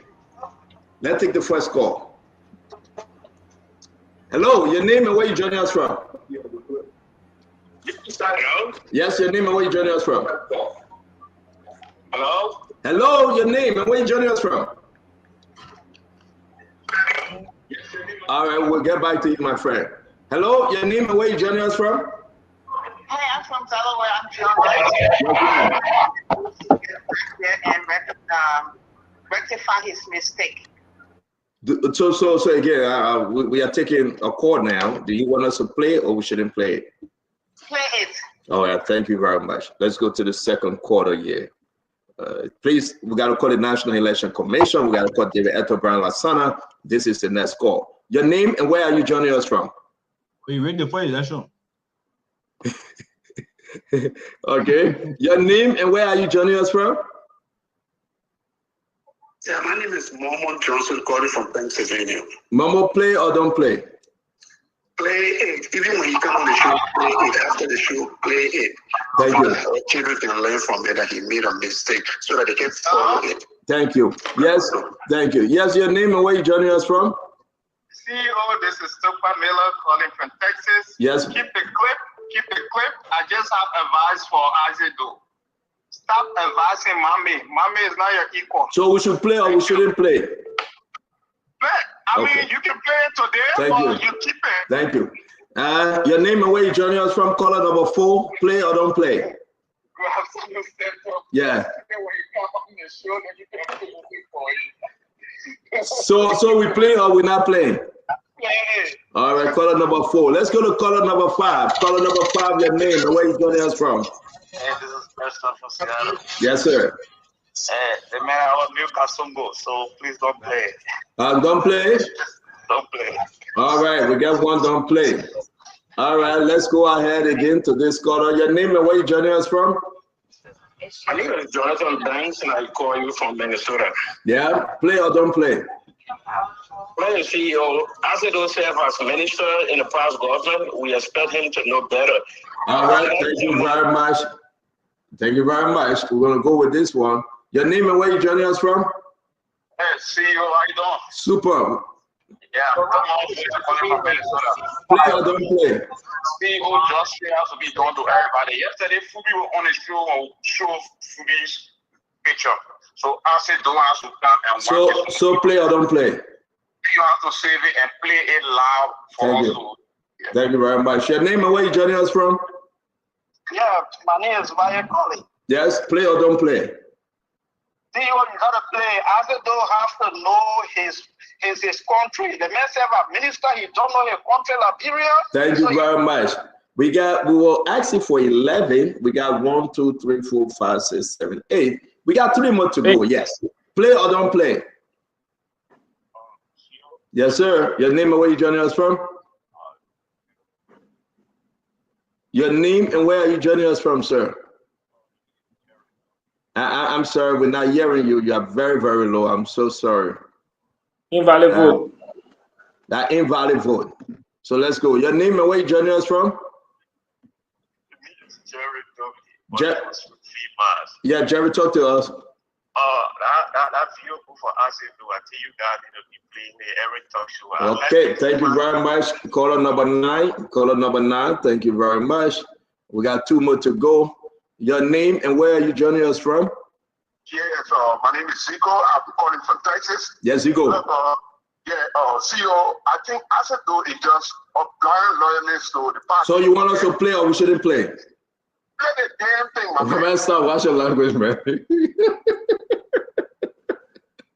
All right, yo. Ladies and gentlemen, we're going to take the last call. The last call, now we're going to know what's going on. Your name and where you joining us from. I'm Pete Jimmy Kofa calling from Baltimore, Maryland. Pete Jimmy, what do you think? Oh, let's play, man. Play. Thank you very much. Now, voting time is closed. Voting time is closed. We want to say 1, 2, 3, 4, 5, 6, 7, 8, 9, 10, 11. I will. We have taken 11 calls from local line. Now we're going to come to the diaspora Liberian. You are welcome to vote, right? Let's bring it home. We're going to start with the people in the chat want to vote too. Yeah, we're going to go in the chat room. We will. Diaspora Liberian. We're going to start with Councilor Gould. Councilor Gould, welcome. Should we? No, if you guys want to take part now, I got to play one more time. And because this is the final vote, then we will go there. So let's play one more time. Put our mind on this. Number 1. And continue. We've never put our mind on this. Okay. We pay attention to details. We must learn a lesson. The Vice President Jeremiah Kun is from Nimba County. We all know that. Yes, indeed. The President Branca, is from Lafayette County. We all know that. Yeah. Nimba County and Lafayette County shareholder. They are the same county. Yes, man. Say that again. Today, the Vice President and the President are from the same region. They are from county bordering each other. Does that make sense? That's true. Nimba County and Lafayette County shareholder. They are the same county. I give up. Today, the Vice President and the President are from the same region. They are from county bordering each other. You were not informed too.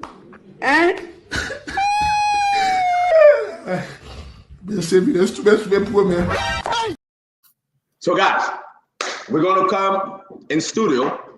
Welcome to the show, guys. Real quick, before we get into our conversation for today, we want to start with Councilor Blue.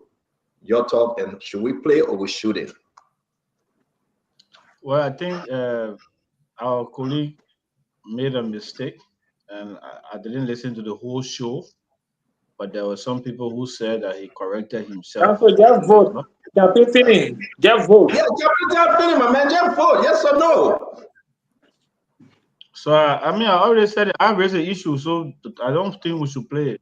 Thank you very much. Campaigning time feeling, my man. We'll try to sue you if you campaign on the election day. When you read the first election, you said five vote. The five vote. This is second round. This is second round. Election. Run up.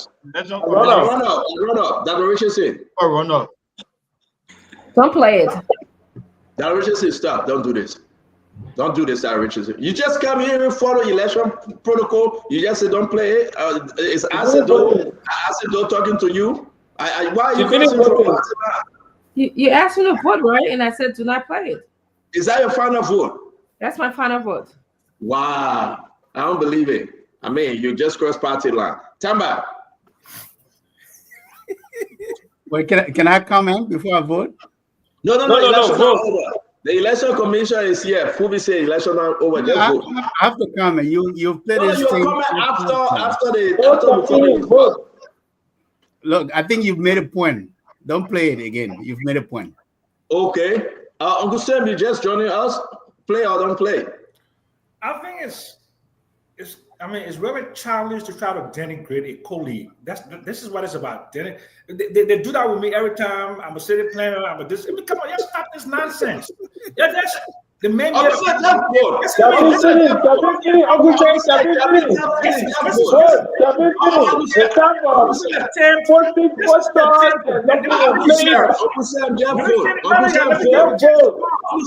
if you don't want to vote, you are invalid. I have to give you, my man. Get in the plane and come back to America. Uncle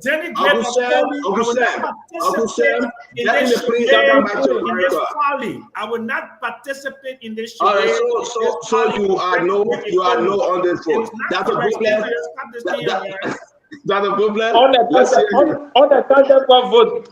It's unaccounted for. As a matter of fact, we'll take it from there. That's a problem. Let's hear you. So I don't believe that anybody's denigrating. No campaigning that the problem. I think it's just light humor. But I would say this though. People have a right to use their sanctified imagination. So we get the border next to Lofa and Abong, but you can use your sanctified imagination, build a bridge over Bong, and then Lofa becomes the border. So the man was speaking from that place, and was somebody who That's a problem. Capital feeling. Should we play or we No, man. Let's move on. Okay, Fubi, please cast your vote. Yeah, we have to play. We already got it. We already got 10 votes on the other side. Yeah. So, ladies and gentlemen, we're gonna call this thing. Listen, this is what we do here, right? You only understand alone. Understand everything about himself. We come here in our chat room, we laugh, we joke, we bring it up. We're not denigrating anybody, right? Asedo said what he wanted to say. Asedo is between him and his followers. What I'm saying to you, my vote today is for me to play it. But I alone don't have the power. So, from us, on set, don't play 1, 2, 3, 4, 5. Or 4. Huh? 1, 2, 3, 4, 5, don't interrupt now. Let NEC check the vote. So don't play. On set, we got 6-2. Because Fubi and I agreed I want to play this. I do agree. I want to play every day. 4-2. What is it 4-2, my man? We are 8, 2, 4, 6, 7. We are 7. So we got. Oh, you taking Uncle Sam from that? Yeah, they didn't vote. So we can't battle. Mr. Jackson voted. He voted. Okay, so we can't battle. The man didn't vote. We got 1 invalid vote. We got 4 against and 2 for. I would say to everybody, I agree for us to play every time. I said, don't always speaking on me. I said, don't always attacking me. Been attacking Joseph Yima Bwaka. Every opportunity I get, I would play it because my reason of playing it, I said, don't can attack Joseph Bwaka. So once you attack Joseph Bwaka, I will play it every day. But I don't have the power. I got to be fair. So the team said, on set, 4-2. Now, the people, 10-1. You do the math. So therefore, we got 12-5. It means that we have to play. Because we have to go by the country rules and regulation. Even by 1 vote. No, but we are the representative of the people. We were we are the representative of the people. You are not no 40 family. I beg you. Don't go burn the Capitol building. I beg you. You're not no 40 family here. So put the Capitol building. That's why I say that. So at the end of the day, ladies and gentlemen, thank you very much. We're going to get in a conversation. We come here, look, man. We're relaxing, having fun. I told Isaac I was going to play this. We laugh in the back. We have fun. And he knew I was going to play this for the fun of the show. It's nothing serious. He said it, but he was saying it on a different condition. Isaac we're trying to establish a ticket that we have George Mann and Alexander Cummings from the southeastern part of the country.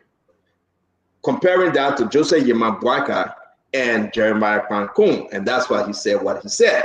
So I hope you understand, because CDC is after Alexander Cummings to be second to President Weah for the 2029 election. Now we're going to go into the conversation. Let's hear our folks what's on your mind. We're done with playing the clip. Continue to share the show. Let's have fun. Dr. Richardson, welcome. Councilor Gould, welcome. Tamba, it's always good to see you. Phoebe Heron, as always, thank you for joining us. Dr. Bobler, again, we hope you enjoy your stay here in the state. It's good to see you. Uncle Sam Jackson, thank you very much for coming on. Dr. Bobler, what's on your mind? Not Dr. Bobler, I'm sorry. Dr. Richardson, what's on your mind? Well, it's good to be here. Hello, everybody. It's a busy day for me today. Just rushed to come on to provide my thoughts on what you have on the agenda today. But I was out on Woodland Avenue in the Philadelphia area, just talking about CMC, a political party in Liberia. So we're just, trying to talk to people and tell them about, this new political party. Liberians who are on Woodland Avenue, thank you for, allowing us to speak to you. So thanks. Thank you very much, Dr. Richardson. It's good to have you. Councilor, welcome to the show.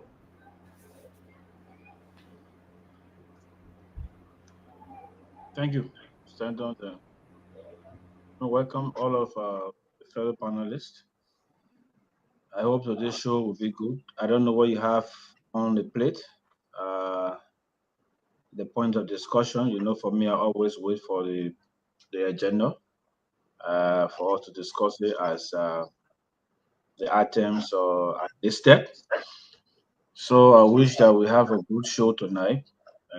Those topics that we'll discuss will be meaningful to the ears and the forward march of the country. So that's it. And let me say,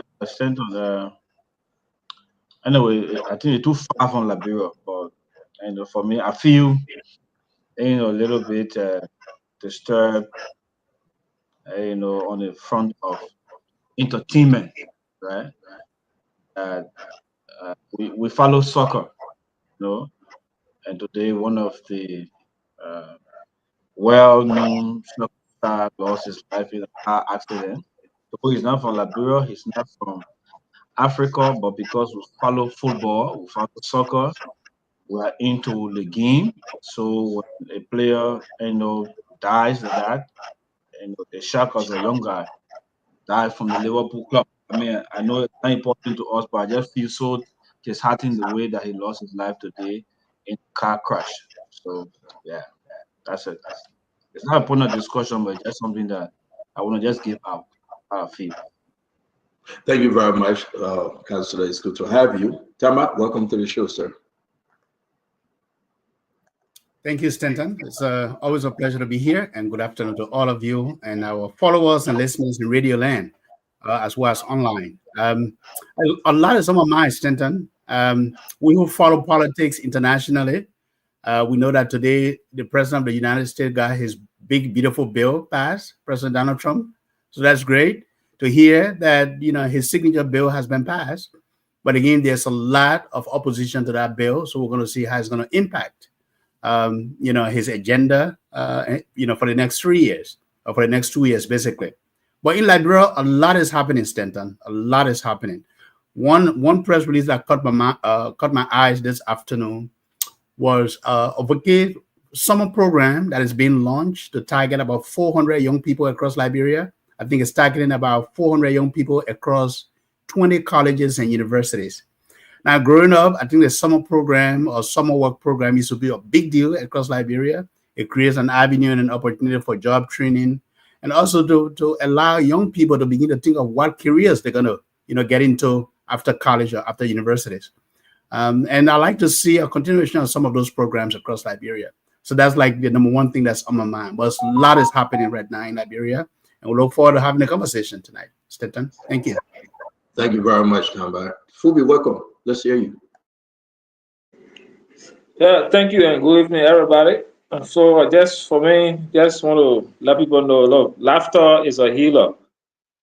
Sometimes we take too many things, unnecessary things, too serious, and we don't find time to laugh. So I always want to encourage people, find time to laugh. Even some things that make you vex, laugh about them. You found that you brush it apart quickly. And I started practicing that since I was 13, 14. Sometimes when things that make me vex, I laugh about them. I found out that so at this stage, many things don't get to me. So when you make me vex, I laugh, and I take some of my serious decisions when I'm laughing. So people will see me laughing and think that I'm playing fun, but I'm very serious about decision making process. So it's good to laugh. So don't get vexed and don't get upset. People will make mockery of you for no reason. People will bully you. Laugh about it and move on. People find that people find that you laugh about things, they will stop doing some of those things that they intend to do to make you vex, because they know that they can't get to you. They can break you down with their bullies. So people gotta understand some of these things and just shake it off and keep moving. The sky will not fall down. Anything that happens, the sky won't fall. So just know that. And so laugh a lot. It's good. Thank you. Okay, thank you very much. Dr. Bopla, welcome to the show, sir. Thank you, CEO, and good evening to everybody. Good evening to my friends. Fubi, you keep talking the way you're talking. So I don't know. You might soon become a bishop, and for your consecration, you got to invite me. I will come. You talk every day. You talk from that biblical perspective. Laughter is good for the soul. I totally agree. So we gotta laugh small, and then we talk the serious stuff. So we're critical often about what's going on in our country, and we should be, because we care. But there are good things happening on the ground. Today the superintendent of LOFA were kind of recounting some of the progress that have been made so far. And one of the things he mentioned was the electrification project. It's a World Bank funded project. It actually started under President Tweah. It's now being implemented. I think it's $27 million. And, electricity is a game changer. And as I read what he said, I started thinking, when are we going to become creative enough, and when are we going to realize the priority of electricity? That in the next 2 years or so, we got to get electricity across the country, because it will be a game changer for economic purposes, for socioeconomic development, for educational purposes, for healthcare delivery. So I applaud him. Another thing he said, which I thought was interesting, he said for July 26th, they're going to invite the Guinean security people to join them in the celebration. And his point is, he wants to create that spirit of unity between themselves, Sierra Leone and Guinea. They're our neighbors, and it will foster peace and long-term security. I thought that was far-sighted. So I applaud him for that. Of course, my heart and my passion is always education. I talked to Tita. That's just a name I gave her. That's not the young girl's name. Her name is Tita. Sometimes she is so eloquent, but she is selling on the street. Didn't go to school almost the rest of this school year and has no plans for identification. She'll just be selling. Then I talked to Junior. And Junior, that's just a pseudonym, but Junior has plans to go to a vocational school. He out of high school. Let me make it short. It's just the headline of what on your mind. I understand that now. So I want to talk about the thing that's most important. And so we'll look to help Tita and Junior to try to accomplish their goals. Education is primary, and job creation is the way forward. Thank you, Chief. Dr. Bobla, thank you. And it's important that we're talking about education, because today our guys were at, again, the University of Liberia. The images are bad, the buildings are worse. And I don't know when we'll have this great change. So it's good, and I wrote it down. We're going to discuss it further. Uncle Sam Jackson, it's good to have you, sir. Let's talk. You saw the picture I sent you, even eating my seafood soup and my food. Do you want me to play it, or it would denigrate you, Uncle Sam? No, if I said to you, I want to play. My man. You really are laughing at acid, though. No. I'm not even playing it. You are blaming us because we're laughing at acid, though. Now you want us to play you eating fufu and soup. What's that? Okay. Don't play it if you don't want to play it. Dial station. Anything you want to do like this. I just got done cooking my fufu, and I made a crab soup. Okay, this is, my goodness. I got shrimp, I got fish, I got crab, pepper, nicely molded fufu. And I'm gonna just basically, oh my God, for my American friends out there, look. Oh my God, this is good. Habanero 10, oh my God. This is great, fantastic, oh my God. I haven't had made such a great soup. I would say you molded the fufu. That's what, man, you molded the fufu? What? The one I was molding the fufu got 1.9 million views. Stop it, man. The one, that's a bro, you molded fufu? But you need the the fufu, one, man. So you the one where I was molding the fufu, it has 1.9 million views. You didn't see it? I was sending it to you. But anyway, look, Dr. Brooklyn, education is the greatest challenge because without good, solid education, it affects the thinking, the mindset, the worldview. And unfortunately, I have to say this, what the biggest obstruction to Liberia is not understanding the worldview, not understanding how things work globally, how just basic things, you know, how to create a business, how to make a money, how to do all those things that are necessary to make society. And it comes from simple, basic education. Because I mean, some of the comments these people make on different issues, it just tells me that we have a very poor educational system. And I think this is the greatest injustice that we've done to Liberians, okay? Especially post-war. The post-war educational system is the worst. And if we don't fix that, we will never catch up with the rest of the world. We'll continue to be the 8th poorest country on the planet. So that's my view. Education, and common sense. Thank you. Thank you very much, Uncle Sam. Our sister just joined us. Sis Glennie, welcome. Thank you. Hello, everybody. Today was a solemn day for me. Today actually makes it 11 years when my father passed. So it's been kind of sad thinking about him, but I was laying here and then people kept texting, "You're not coming on, you're not coming on." So I said, let me just get on. So I pray that his soul rest in peace. My mother is also in a turmoil today. 45 years of marriage, and her husband died. So it's good to be here to continue to talk about the issues that matter the most, and that is Liberia. Thank you. I'm sorry, Glennie. I didn't hear about, you said someone passed away? There's the day that her father passed away many years ago. Yeah, half hour. We're sorry. Yeah.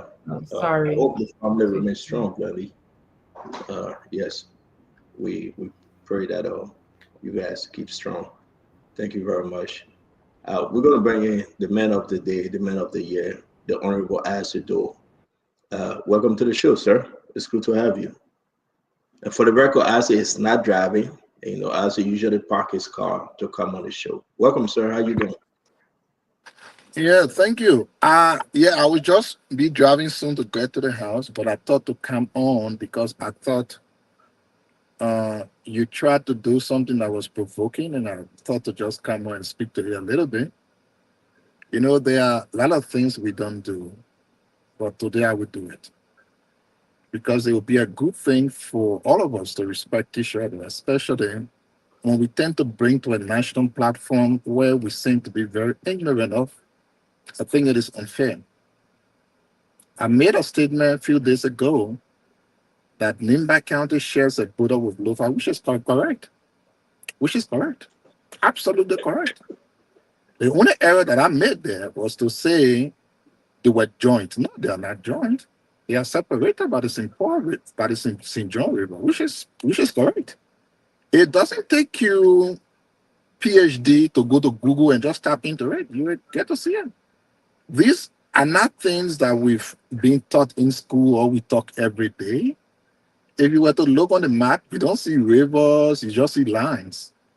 But if you do a little bit of small little search more, you would not be ignorant to, you see people are on Facebook talking. I know these things simply because this is the country we're in.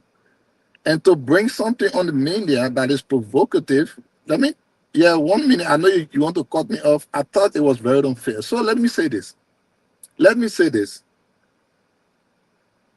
Stanton, when you're talking to me, I'm not hearing you. Stanton, we're not hearing you.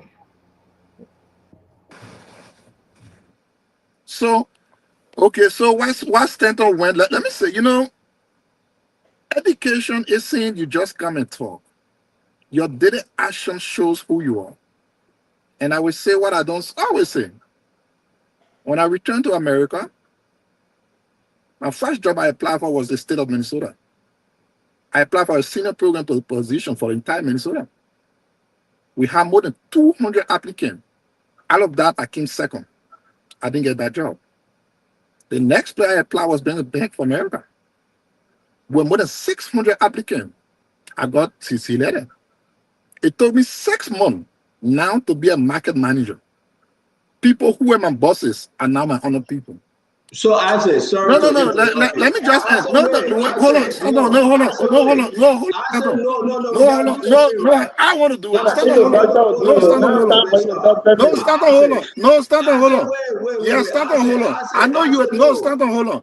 Stand on. I said, no, you hold on. You can scream all the time. No. Don't mute me. Stand on. Hold on. Stand on. Hold on. No, stand on. You hold on. I said, my man, but you want to talk about business about. Yeah, no, don't mute. I will mute you. You will answer our question. No, stand on. Stop muting me. Stand on. Stop muting me. Stand on. I say, you're not ready to talk.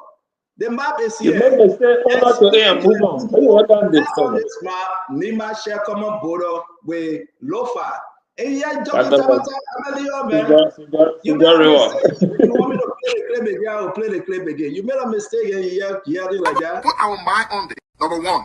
And continue. We've never put our mind on this. Okay. We pay attention to details. We must learn a lesson. The Vice President Jeremiah Kuhn is from Nimba County. We all know that. Yes, indeed. The President Branca, is from Lofa County. We all know that. Yeah. Nimba County and Lofa County share border. They are the same county. There is nowhere on this map. Nimba County and Lofa County share common border. I say, live up to it only and let's move on. You said a thing. You won't argue that the state share common border? When you do this? Yeah. They imagine. The whole world watching you, and you say only you alone can see that these two countries share common border. The common border that the ocean, that the river. Yeah. Y'all stop this thing, man. Yeah, man. Y'all can. What you do all this thing for? You can't overstate. We celebrate you on your job performance, but then it was a mistake. This is the map of the Republic of Liberia. So get vexed. You got Lofa in the middle. You got Bon County. Then you get Nimba. So Stanton, even if the river runs from Lofa to Nimba, it will not be considered a border. That be considered a border because it runs over Bong. So there is no way to make that case. But I don't even know why the man taking the thing serious like that. Man, I said, man, he tired you from where? Let you go. Man. For the people, our own business. I don't even waste my time because the thing is that you said it. I said, though, come on, man, up to A. You said it. The share common border, no, they do not. Stop doing that. The great, and the man brought about AI interpreter. The AI said, we have only one source to prove that the share common border. So I said that one source was from Isaac because he went there and he told AI that they share common border. That one source, we have it. AI, the man went on AI to say that this country share common border. AI interpretation said only one source we can confirm that said that Liberia, Lofa, and Nimba County share common border. And that one source was Isaac. Isaac, go sleep. We'll see you tomorrow. And you want to come after you drive, you can come on. Yeah, man, you'll start. But again, though, we got some issue. Tomorrow, Samuel Tweah, and this is what's on my mind, having a major press conference. I've been receiving a lot of information, Uncle Sam. I want to start with you on this. Samuel Tweah. Can you give me Samuel Tweah photo? I'm begging you.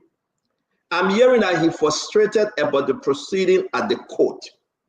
He's going to go to the court. They're going to send him home. And thank God we got Councilor Gould here. He will go to the court. They will send him back. So tomorrow, he having this big press conference. He have invited all, whoever, what journalists of the media institution. He want to speak out about the treatment the court system is giving him. My question with some of the seditions that I spoke to Uncle Sam, do you think it's time for Samuel Tweah to speak out? What Samuel Tweah coming to say? Uncle Sam, he's scheduled to speak tomorrow morning. The hotel will put the information up. But do you think Samuel Tweah now should come and challenge the court system? Because Samuel Tweah felt within himself, he's feeling within himself, the reason why this thing happened is because they want to remove Senayo and turn him over to the incoming Chief Justice, we say. So he must speak. What say you, Uncle Sam? So I don't know what Samuel Tweah is going to say, so I cannot second guess him, and I don't want to speculate. But I'm going to speak generally on the issue of justice. The Constitution, even the American Constitution, I don't know what article it is, but there has to be a speedy trial. Speedy trial. A speedy trial, all defendants, and the counselor can correct me, a speedy trial is a constitutional right. So if Samuel Tweah feels that he's not being given his constitutional rights have been violated, and this is what he wants to talk about, will I make a press conference? I may not make a press conference, but I don't know what Samuel Tweah is going to say. But I'm just speaking generally. Okay, if he feels his rights are being abridged, then if he wants to talk, so it's a grown man, and I will support him on that. Uncle Sam, I understand, and this is for every one of us conversation on the show. Do you think it's the appropriate time for him to speak? He waited all this time, though. This is in court. If his lawyer allow him, I mean, just because this is the former finance minister. Now you said something very brilliant. If his lawyers allow him, so it means he's having consultation with his lawyers, right? So, Stanton, if this is nice to speculate, it makes good theater, it makes good media, but we don't have any iota of evidence of what he's going to say tomorrow. And we don't really know how his lawyers and other supporters how to plan this. Okay, so I don't want to jump the gun. Samuel Tweah is a very good friend of mine. I respect him a whole lot. He's a brilliant young man. I think Samuel Tweah can do a whole lot of good for the country, and he's entitled to a fair and speedy trial by our Constitution. And maybe I'm sorry, guys. Are you concerned the delay in his trial? Are you concerned? Oh, but clearly he's been officially charged now for I don't know how long. Councilor Gould is about a year now, right? Is it about a year now? Hello? Yeah, yes. Yeah. So what's obstructing the trial? A year, and he's been prepared to go and vindicate himself. So what's obstructing it? And then if Samuel Tweah feels like there's some machination with the court system to try to use to politicize it, to get a favorable judge to handle it, all of those things that he's entitled to vent. But I mean, does he have the support or the clearance of his lawyer to do that? I don't know that, but he's a big boy, and I'm sure whatever Samuel Tweah is going to say tomorrow will be something that we need to listen to. Thank you, Dr. Francine, Richardson. Then let us get into this. Samuel Tweah, people, because back and forth. I mean, and listen, Spoon going to be there. We're going to cover it, but should he speak now? Is it that of importance that he speak, knowing very well? I mean, that Richardson way in here. It's a slippery slope, though. What do you think? I'm not sure when is the appropriate time for him to speak. Are you thinking that he shouldn't speak now? You think that he should wait? Because the prosecutor argument is that Senayo shouldn't be on the case. They are citing Article 72B, the article that we read I think 2 days ago, that state that she's retiring. However, she can entertain cases that she heard prior to her retirement. And the prosecutor, who is for I believe the government's lawyers, are arguing that they don't want CNNU on the case. So I don't know what he's going to be speaking about. I don't know what he's going to say, but that's what I know. I know he was charged for economic sabotage, and that's a serious charge. So perhaps maybe he shouldn't be speaking now about that. But I think that whatever the prosecutor is arguing should be heard. Okay, take it that way. I think we'll come back, and because everybody, this is so huge, and what I'm getting is that how will Samuel Tweah present himself, that Rich is saying? Is he going to attack the court? Is he just going to plead? Is he just going to make his argument that, listen, you're wasting my time here? I mean, well, a counselor, you're eating on our show, sir. What would the judge, what would he legal, folks tell him to authorize him to go speak? Because people are concerned, if you step on the wrong toes, maybe you'll make things worse.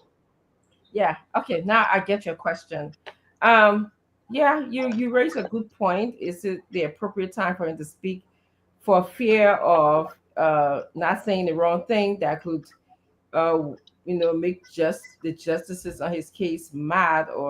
But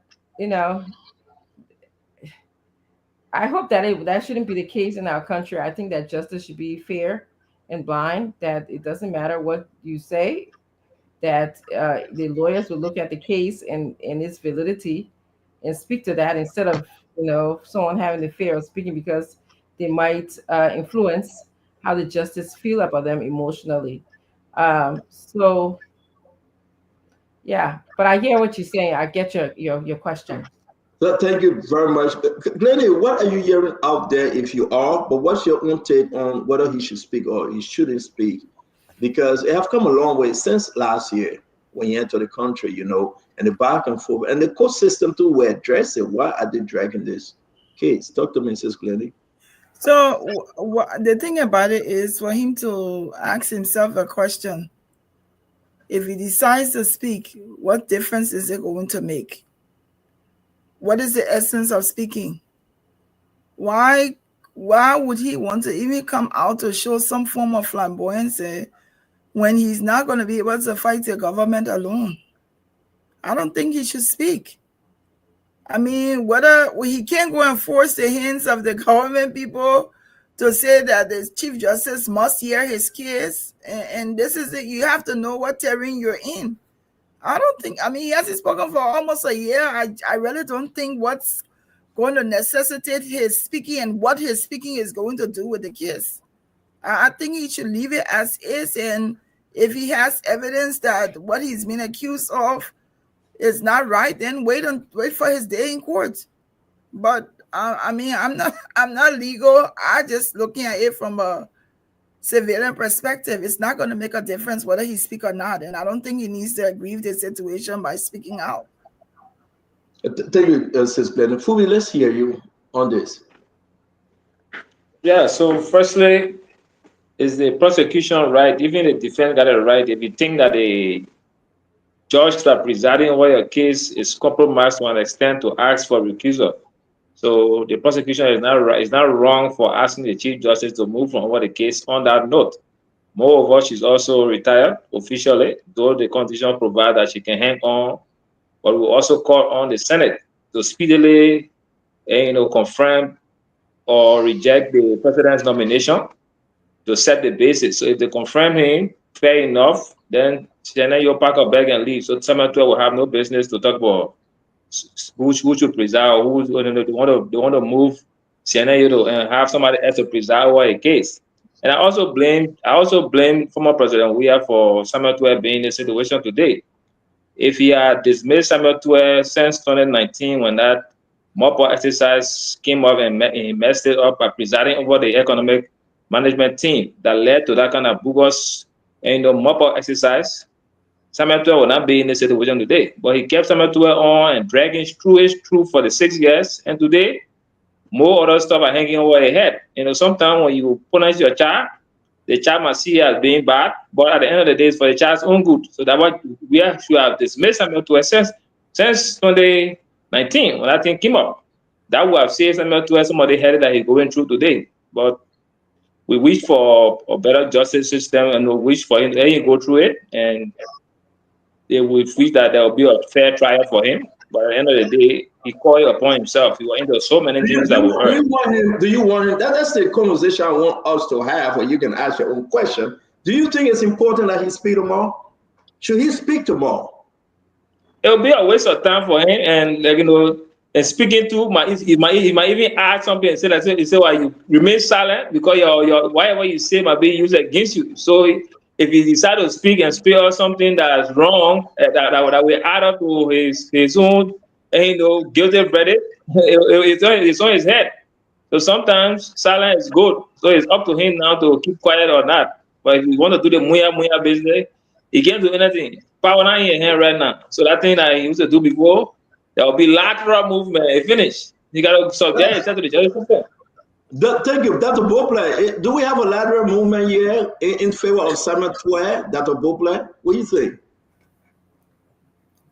Stanton, we have a lawyer on the set, and he understands this matter better than most of us. Look, a long time ago, I hired a very good lawyer. It was my little 2 years of law school, and I always got an opinion on things. I started talking plenty. The lawyer just looked at me. He asked me, he said, "Brupler, do you want me to represent you?" I said, "Yes." He said, "Then I will do the talking." Now I would do the talking. Tweah can afford the best lawyers in Liberia. Unless his lawyer counsel him and they see some benefits for the speech or the statement or whatever, I didn't let the lawyer do the talking. Law is not emotion, it's reason, it's facts. So we'll get a day in court. But maybe there's value to what he's doing, So I don't know. So we'll see. If I were in his situation, unless my lawyer advised me specifically to do so, I would let the lawyer do the talking. Are you seeing a chance of winning or making any progress when he talk? I mean, since you're a 2-year law student, we'll ask the lawyer, man. We'll ask the lawyer. No, but listen, no, I don't know. I don't have any exposure to the facts of this matter. What I will say, somebody made a point earlier about the delay in the case. I do want to say that delay in cases do happen. Okay, the Methodist Church took me to court for bogus charges that since February, and it's June. We're told a 90-day limitation, whatever. It's June, July, Stanton, and we're still dealing with these bogus charges. So there's delay. Councilor Gould would tell us there's delays for myriad of reasons. I don't know why, but I would say that he deserves, like everybody else, a fair trial, and I'm hopeful he will get just that. Thank you very much. Let's see, we'll bring in Minister Doe and Vendetta Patrick, and then Councilor will wrap this thing up. But we want to announce tomorrow there's a big press conference. Samuel Tweah team have called a press conference. I don't know. We yet to confirm whether his lawyer, Arthur Johnson, will be present. But it is concerning people we spoke to today back and forth on the phone. Why is Samuel Tweah speaking now? Tell me. Thank you, Stanton. This is a brilliant question. And this question brings me to another question. To be or not to be? This is not a straightforward question where you say, yes, he should speak, yeah, he shouldn't speak, right? As the learned professor said, if the lawyer allows him and advises him to speak, he should speak. Samuel Tweah has a base. He's from a political party. The political party is behind him. They have their support. So if they need to update their members about this case, he's still, presumed innocent until proven guilty. That's not Liberian law. So we should give him that benefit of the doubt. However, the Liberian legal system in itself has been challenged. Again, I'm not a lawyer. The lawyer is here. He can say, has been challenged over the years. Now, there are thousands of other legal cases and criminal cases on the dockets in the court system. Look, I am all for expediting corruption cases so government can begin to win, especially these top cases. But should Samuel Tweah case then be expedited and put ahead of all the other cases that are on the docket? I don't know. It's the retirement of the current justice, Shaneyo, that's being challenged now because we have a new justice that's been nominated as Chief Justice. Has it played a part in this delay? I don't know. I think there are more unanswered questions, but if Samuel Tweah and his legal team think that they should speak to the nation and they have a reason to speak, they have their right to speak. But you should remember his Miranda rights. When you are arrested and you are charged, they read your Miranda rights to you. Now, whatever you say or do may be used against you in a court of law. You should remember that. But if Samuel Tweah wants to speak tomorrow, it is his right to speak. Thank you very much, ladies and gentlemen. I will give this announcement again. If you're out there, you want to attend the press conference, we'll tell you the location. It says show your ID card. I am concerned. I'm hearing a lot of different stuff concerning this. Remember now, Samuel Tweah and others still on a bond, right? And the counselor will talk to us about it. After Doe, let's get to this. Brother Doe, what's your take about the former finance minister Samuel Tweah speaking tomorrow? Well, quickly on that, Samuel Tweah has a right to speed a trial. Let's stop pretending as if we don't know the reason for the delay. It has not been delayed because the court never had a time frame for. It's been delayed because the government has always requested some kind of a postponement. These are the lies we've always talked about. If you claim you've had all of the evidence you ran campaign on, why are you keep asking for extension? The case has not been delayed simply because miracle happened from the planet. No. And we all know. Tamba, you know. Dr. Buple, you know. Don't pretend like you don't know. The government has requested postponement every time the case was scheduled to be heard. So this is not a secret. We all know it. Samuel Tweah So what's Samuel Tweah coming to say now? What he coming to say? He coming to say that they delay me? I'm not with Samuel Tweah, but he has to put out for the public to hear what he has to say. The fact that the case has been delayed for no reason, simply because government wants to drag. He has the right to talk, just the same with all of us here talking. But allow me quickly, Stanton.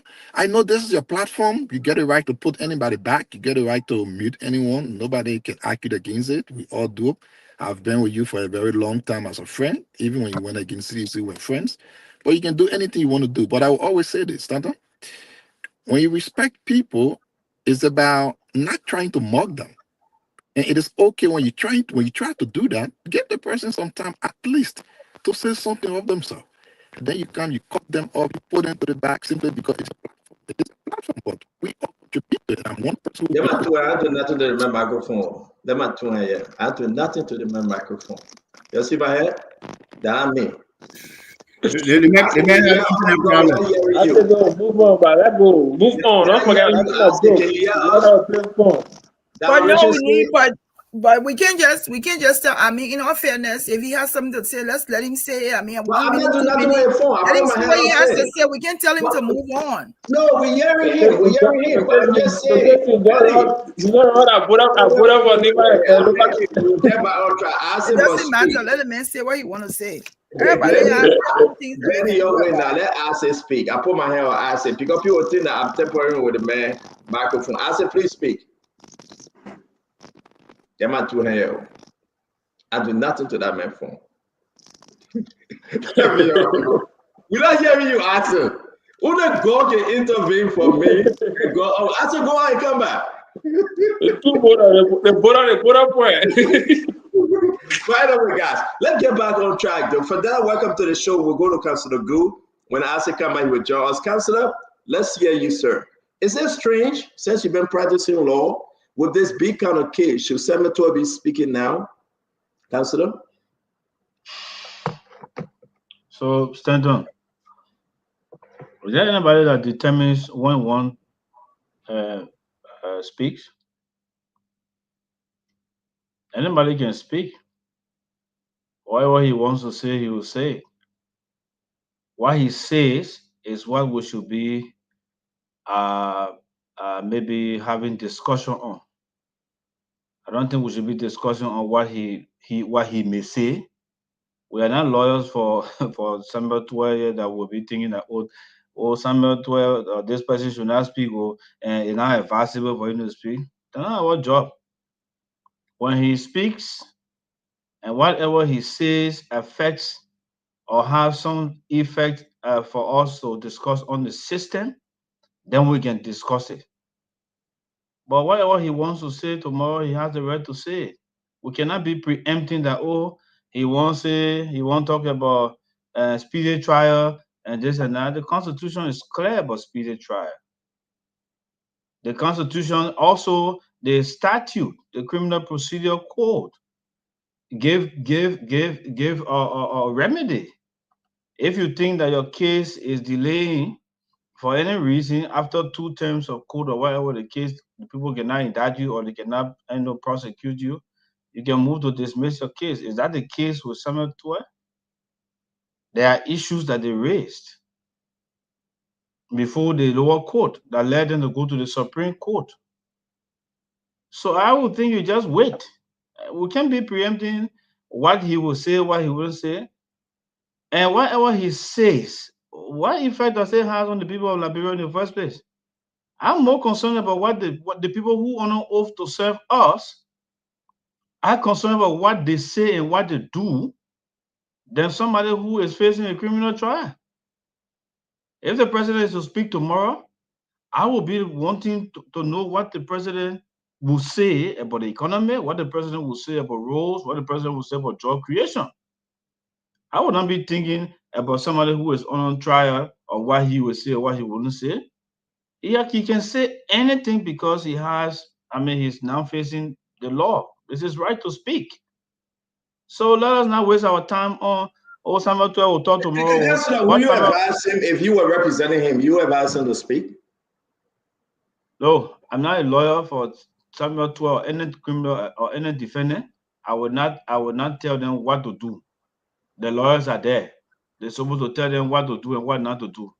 I'm saying if somebody speaks, whatever he says is what we should pick up from there. If it has any effect, if it has any damaging effect, maybe to the system, if he accusing somebody, then we can go further to investigate. You've been following the case. We understand that you've been following the case. Do you think that again, I know you are not representing him, but your opinion does, it's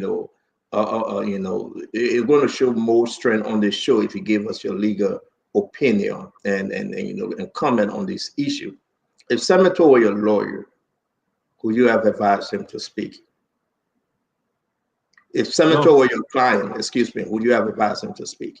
Look, let me tell you something, Stanton. Going forward on this show, I'll be very, very much careful on how I answer some questions and how I make some inquiries. Because there are some questions that you will answer in your opinion. It has an effect on the case. Okay. You may see it as your opinion, but then that opinion that you're giving, it is explained. It could be explaining something for or against the case. Okay. So I'm not here to say whether he should speak or not.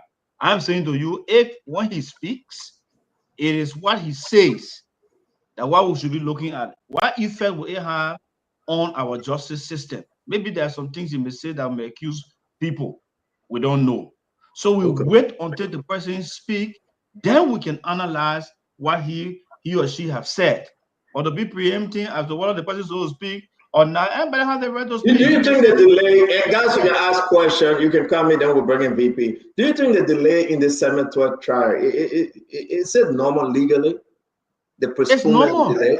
Okay. Yes, it's normal because there are motions that have been filed. Different motions. Statutory has been filed to put a case on hold because certain actions the judge took. Samuel Tweah lawyers have issues, government lawyers have issues. So that normal process.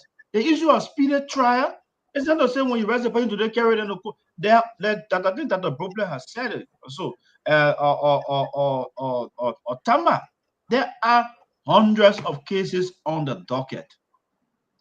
When you go to trial, when you go to the court and they place your case on the docket, their cases have priorities. We also know, we know that corruption cases have priorities. That's the reason why you see some Tweah cases were even placed above other cases. You think other cases are not being in the court before the Samuel Tweah case? It had been there. But because of the nature of the case, corruption case, they are taking, the court gave us preference in terms of trial priority. So there's a normal process. They got different kinds of motion that you file. When you dissatisfy, you take it upstairs. So now the case is before the Supreme Court. How can we not be speculating that Samuel Tweah or somebody is not getting speedy trial and blah blah blah blah? No. So let's wait and see exactly what the young man will say and what he says. Then we can analyze it and see whether he has. Thank you very much. I'm more concerned about serving us when they want to talk tomorrow. When the Minister of Finance say he's having press conference tomorrow, I want to listen. Thank you very much, Councillor. Councillor, thank you. Let's hear from Dada Patrick. Then maybe you guys have questions for the councillor here. I'll say if you back, then we can bring you into for you to finish up, to be fair. But let's hear from VP. VP Samuel Tweah having a press conference tomorrow. A lot of rumors on his press conference. Welcome to the show. What say you? Thank you, CEO, and to the panelists. I am not a legal luminary or legal expert. I'm happy that we are one of the best legal luminaries. Yeah, Councillor Gould, I respect him. But as a public policy practitioner, it is imperative to state clearly that in incidents like these, where the matter is in court, it is significant that the individual who is in court exercise high degree of conscience not to speak to the press because it carries significant implications. It has the potential to prejudice the case. That's one. And while you are speaking to the press, it could also sound contradicting. You have gone to the court and made certain statements, but because of the ill treatment as a result of delay, proceedings, new statements, it is said that when you speak, you tell the world who you are. You might indirectly or unknowingly contradict your previous statements, and that can be used against you. Another thing is that Samuel Tweah is a very good talker. He's an intellectual, academician. I respect him. At the same time, if there is a significant reason that there has been a delay in his case, well, maybe the council can tell us. There's no time frame to determine when cases should be adjudicated. I have seen on many occasions, if the people don't have evidence, they will give so many excuses. Cases that are supposed to last maybe for 1 year, 6 months, they will drag it and drag it and drag it. If you hear the poor people say, if you don't get money, don't go to court. What I have seen, I'm not a lawyer, but they can mentally and psychologically torture you. Because every time you go to court, they say, no, the winner, the other person said. They can willfully and intentionally tell the winner, don't come. We need to bring the other and no person. Or maybe the lawyer sick, or the man cannot appear. These kinds of delay tactics, I'm sorry, this is Liberia. If that in the US, every time your lawyer shows up in court, you got to pay that money. So imagine a man drag the court, case for something like 2-3 years. You will run out of money. At the end of the day, you count on your bended knees. So I see the councillor laughing, but these are techniques employed in the court. If the person look at you and maybe you are financially affluent, you get money, they say, we can't go like that. When we go like that, it will be a problem. So Samuel Tweah needs to understand a few things. It could be that it is meant to mentally and psychologically torture him. He will stay here. At this point, he can't leave the country. Maybe when you travel, you can go collect Mokofi, come back. Thank you. We'll keep them here. Their case will not be adjudicated. We'll find excuses. We'll make sure we weigh him out of resources before we can come in. I advise he does not make the press statement tomorrow. Remember, thank you very much, people. We got to go now. Thank you very much. Let me bring in Uncle Sam. Then we'll go back to Dr. Bopler and do it right. If you guys have questions, you can ask questions. So we got the lawyer is here. Give me notice for me to conclude. So, Vadala Patrick is not a lawyer, but he's a public expert practitioner. They may always say that, but start on. How come every time I want somebody wanting my whole internet will just go free? There's some more medicine happening on Earth. I don't know on Earth. But actually, let me ask you a question because you're speaking. Yeah, I will ask you a question. You listen to what the counselor said. This is normal practice in the legal system. You saying the government intentionally delayed Samuel Tweah. I want to give you a chance to respond to this. Well, the man is a lawyer, which I am not, but from open things we see every day, I don't know how that has become normal in a court system for a case scheduled to be heard on Thursday, Friday, Saturday, Sunday will always be postponed because someone keeps asking for some reason for it to be postponed. I don't know how. And Vadala Patrick may have said it rightly. It's either one, you don't have no evidence, you were lying, and you just want to delay. Now, in the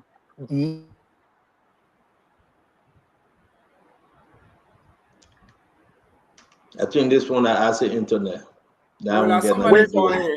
When indeed, but I'm on that one. When indeed they have all of the evidence, I don't think it makes sense. Now he's the lawyer; he can tell us, but I don't know what sense it makes. If the government got all of the evidence to talk about, I wouldn't know any reason why they want to even postpone a case by one day. I mean, they should be rushing to go to court quick to ensure the man goes to jail. So why are they delaying him not to go to jail when they have all of this evidence? I don't know about it. But again, I just wanted to end on this thing because it's something that, can carry your name all out there. Once upon a time in Liberia, George Weah used the word novices and the whole place went upside down. Ignorant people and all who didn't know nothing were all talking, only for them to go find out that it is true. And like I said, when I was saying the last time, there was a little error from me, but in real truth, it is right. It is the right thing. Somebody will tell you that America shares a border with Russia. It will look funny to you, but that is true. America shares a border with Russia. Spain shares a border with Morocco. It will look funny, but those are real true. Now, for Lofa and Nimba, yeah, they don't have land hitting each other. Dr. Brooklyn may have said it rightly, but there is a river that actually comes from Guinea, passes from Lofa, goes to Nimba. So one can also argue on that. But again, it is not major. We got to move on. And, our people sometimes just take Google, tap it a little bit. I ask everybody to go to Google and just check, do anything you want to do. And I'm sure you will see it. But Stanton, I didn't think trying to bring something and make fun was a good thing at all. As a thank you. When we're talking this morning, you told me to do it, so don't change your hat. But I want us to ask Councilor Gould these questions now, and we can rest on the assignment and wait for the interview. Do you have questions for the councilor here? Legally, is this, I got so many questions, but you guys got to join me. Go ahead, Dr. Richardson. You got question, you got comment? While we wrap this up. I have a question. The question that I have is, in recent times, as far as 2 days ago, the prosecutor was arguing about Senior Youth's retirement age. They wanted her to they delay the case because they were arguing that she should not be on the case. Do you know anything about that? Is that do you know why they want Senior Youth off the case? Is it because they are expecting Jesse Blizzard, who was appointed by Joseph Boakai and seemed to be more favorable to this government?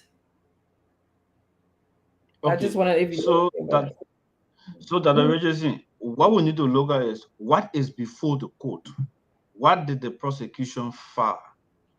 Are we just speculating, or we are looking at what was filed before the court? Did the prosecutor file a motion for the Chief Justice to recuse herself? Yes. Or the prosecution filed a motion for continuance, which is normal in the court?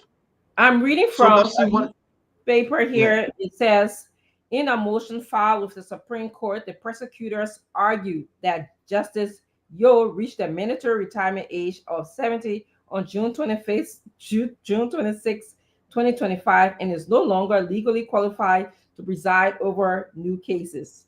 So I was just wondering. Okay. So let's take that newspaper article as a fact. It is true that the court that the government filed for the Chief Justice or the outgoing Chief Justice to recuse herself. That's the procedure. They are relying on the law. They are relying on Article 72, assuming that is the case. They are relying on Article 72B of the Constitution. Can I ask you further question? My next question would be: you brought the article to us, and you said that if someone started on a case, which I believe that the Samuel Tweah case started under her jurisdiction, St. Joe's court.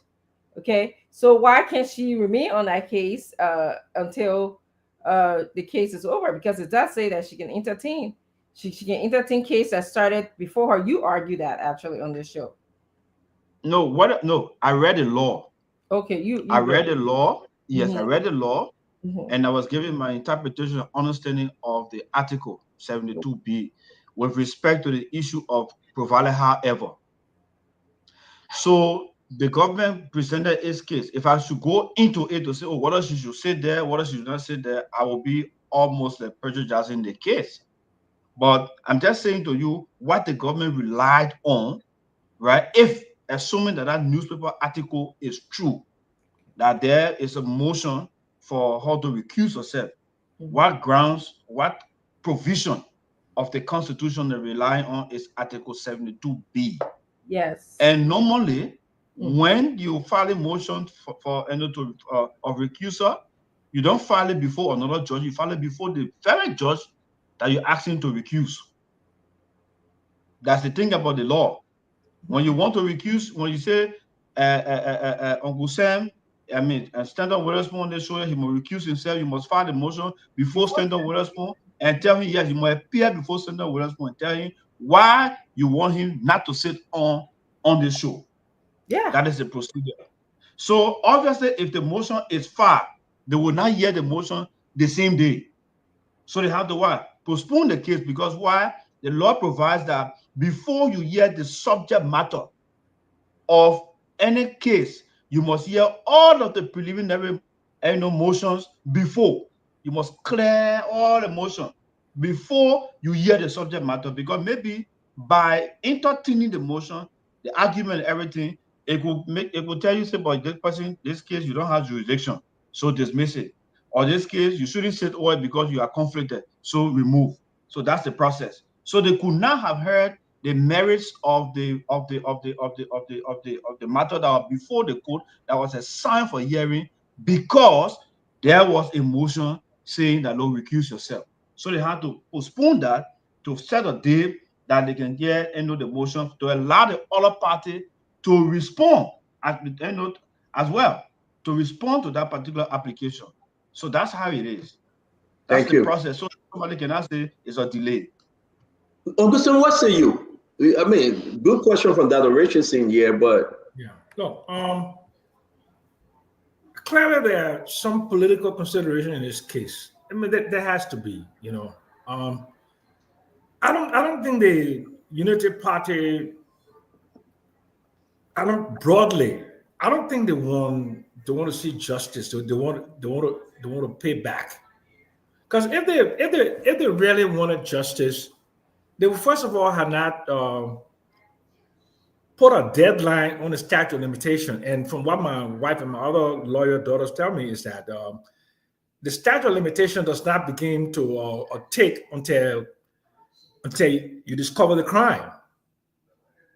But I don't know whether that's Liberian law. Is that Liberian law? It's not Liberian law? That we can't hear you. So the Liberian law provides that in a non-capital case, for capital offenses, there's no statute of limitation. Okay. But in the case of non-capital, like these ones that we're talking about, corruption or so, you have 5 years from the time the crime was committed. So okay. On the commission of the crime. However, the laws go further to say if the person held a position of fiduciary, like you are a minister, and it's obvious that as a minister, you will sit down over all of the records and you will not allow people to see your tracks at the point in time. When you leave office, 2 years after the discovery that a crime was committed, the government has 2 years after discovering that while you were minister, you committed a crime. The government has 2 years to prosecute you. But the general rule is that if somebody commits a crime, maybe I'm not a minister, I don't hold fiduciary duty to any of the government or so, any company, I committed, maybe I stole somebody's phone or so, 5 years pass, and you don't prosecute me, the law says the commission from the time that I committed that crime, I would not be prosecuted again after 5 years. Okay. But if I was holding a public position or a corporate position, it's from the time 2 years. So then let's just be very clear. The statute of limitation goes in terms of for this administration will go back as far as like 2020, right? And am I right? So everything that was committed from 2020 to now would be in it, right? Am I correct? So that excluded all the things that happened before, right? Am I correct? No. Yeah, but thank you very much. No, you're not correct, because let's make clarification. When it comes to issue of corruption, it is about public service. Okay. So obviously, the officer holds a fiduciary duty to the state. Okay. So the 5 year would not lie, except where there was an investigation, maybe there was an audit, and that audit was turned over to a criminal investigative committee, and then they did not do anything and the time passed. Then you will benefit, because it means that you had the time to discover. Okay. So you had the time of discovery. Okay. So let me make my general point. Generally speaking, like in Liberian history, it's not about justice. It's about settling scores. I mean, look at the execution of the 13 people, the execution of the James Anderson, the execution of the crew chiefs. All of those ones. It's not about justice. It's about settling scores. So this is how the country is now. If Joseph Boakai wants to reconcile this country like he's reconciling dead people and dead bodies, and which is very, very good for the thing, the next thing he must do, you must put up a memorial for the 250,000 people that were killed and then go to real justice. But the way that they're proceeding, they have an issue with the why reconciling dead people like you calling it have to do it does. Have to do a cemetery going to court. No, I'm talking about general, I'm talking about equity, justice, and fairness, about equity in the society. And the base of that equity is fairness. And when people are treated unfairly, is cemetery being treated unfairly, Uncle Sam? Well, I'm sure he believes he's been treated unfairly because of things. What do you think? What do you think? Is it? Are they treating him unfairly legally? What do you think? Well, this is the thing. First of all, look at the way that somebody was dismissed because he didn't tie cemetery to the airport. Somebody was dismissed for that. Who that person? Who was dismissed? I forgot who was, but somebody, I think what's his name, the immigration man from Steve Zago. Steve Zago? Yes. And we've been hearing that from credible sources that they wanted cemetery to look what they did to these. The question, because we gotta move on now. Is cemetery treated unfairly? Look what they did to Fonati, Comfort Sawyer, Mary Broden, how they rushed them to central prison. These are people, high-value people in the society who are not flight risk. Mary Broad has more assets in Liberia than $17,000. Yet this woman was put into prison. Okay, thank you. We'll get to that. Let's hear from the other. Thank you very much, Uncle Sam. You just didn't answer directly My question to No, you. I said, I think he's being unfairly treated. Okay. Speedy trial. Benny, let's hear you. Then we'll go to Dr. Beauclair. Well, what do you think? You're hearing the argument, Glennie. What say you? Cynthia, I don't have anything else to add. I, in my opinion, don't think that Tweah needs to speak tomorrow. If he determines that he needs to speak and he has something to say, then he will bear the consequences for whatever that's going to take place if he says something that they can use against him. So I don't think I have anything else to add to that. Thank you, Glennie. And after this, we'll go to the education topic. It's a big topic concerning the University of Liberia and the amount of money folks calling for to add to the university budget. Dr. Beauclair, question, comment on the second round concerning Samuel Tweah, sir. Senator, I really have no comment. I think Councillor Gould has enlightened us. I will have much more to say after he's spoken. I don't know what he's going to say. So the man might just say, hey, I'm hopeful. My trial will start next week. And I'll vindicate myself. That's all. So I got nothing to say. He have good lawyers. He's a very intelligent man. And I'll wait to hear what he says. Dr. Beauclair, thank you very much. Fubi? Yeah, so let justice be done to all men. So when it comes to justice, then there's nothing called high profile. You know, you can whip people from stealing one small phone. So if somebody is charged for economic sabotage, which affected millions of people, because each time a government official is corrupt, you stop them from having access to healthcare, access to education, access to good roads, access to so many things. So I love to see people in government after they leave office being charged for corruption if they actually did it and being prosecuted. So let Samuel Tweah go and face it. Samuel Tweah recklessly ran that final ministry, and we all saw the things, and all he had to do was to just make a lot of big mouth. And when he finished talking, he sweet more. He say, "Yeah, my problem solved," but the economy was going down. But Which economy was going down? I think he has some technical issue. Yeah, but we need to ask him by the length show the data. So let's hear from the other two. Let's hear from Tamba and from Dada Patrick or Hussein. When he come back, you will ask him. Tamba, let's hear you. Thank you, Stanton. So this is a show. Sometimes we come here and we learn a lot. And thanks, Councillor Gould, for some of the enlightenment tonight.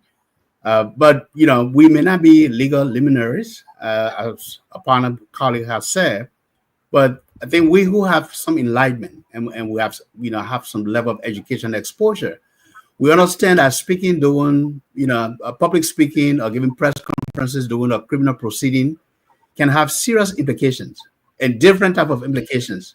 We've seen it, and I understand Fubi to say we shouldn't term this case as a high-profile case. Well, it is a high-profile case, even if we don't want to term it like that.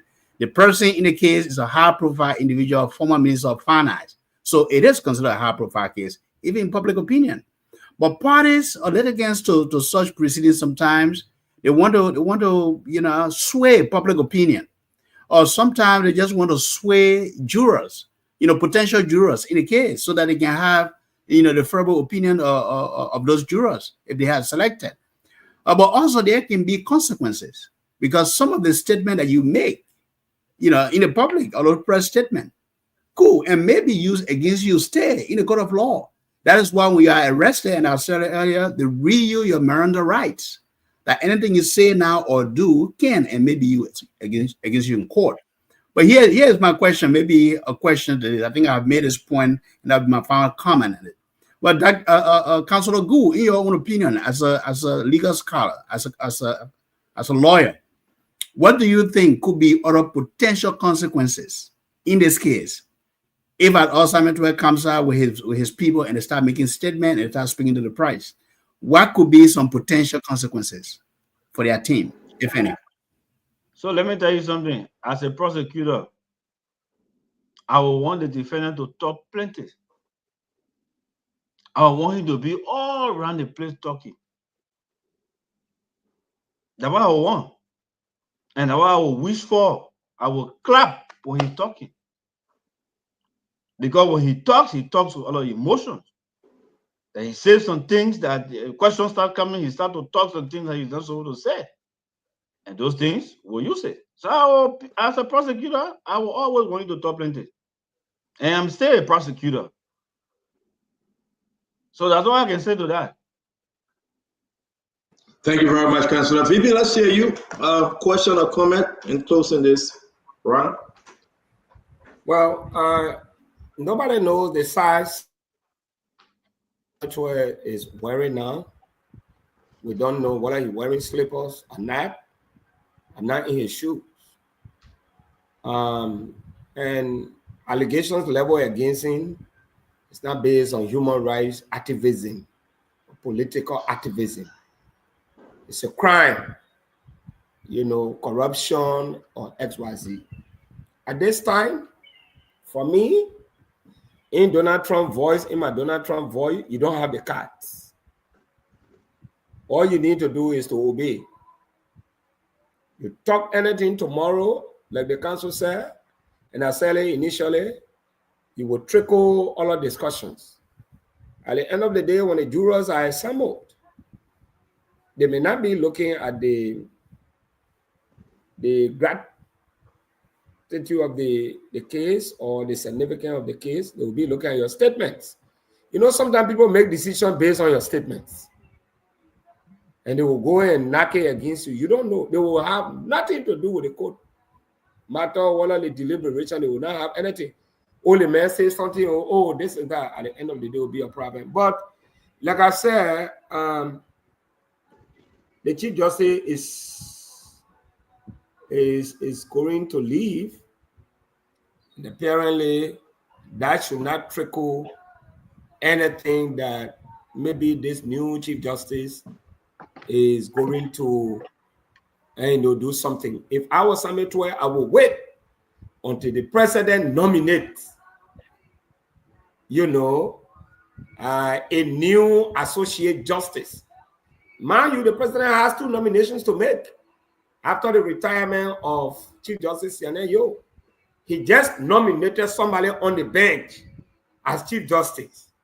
Maybe from now to July 26th, the president will nominate, after that woman shall have left, will nominate someone on the Supreme Court bench to replace,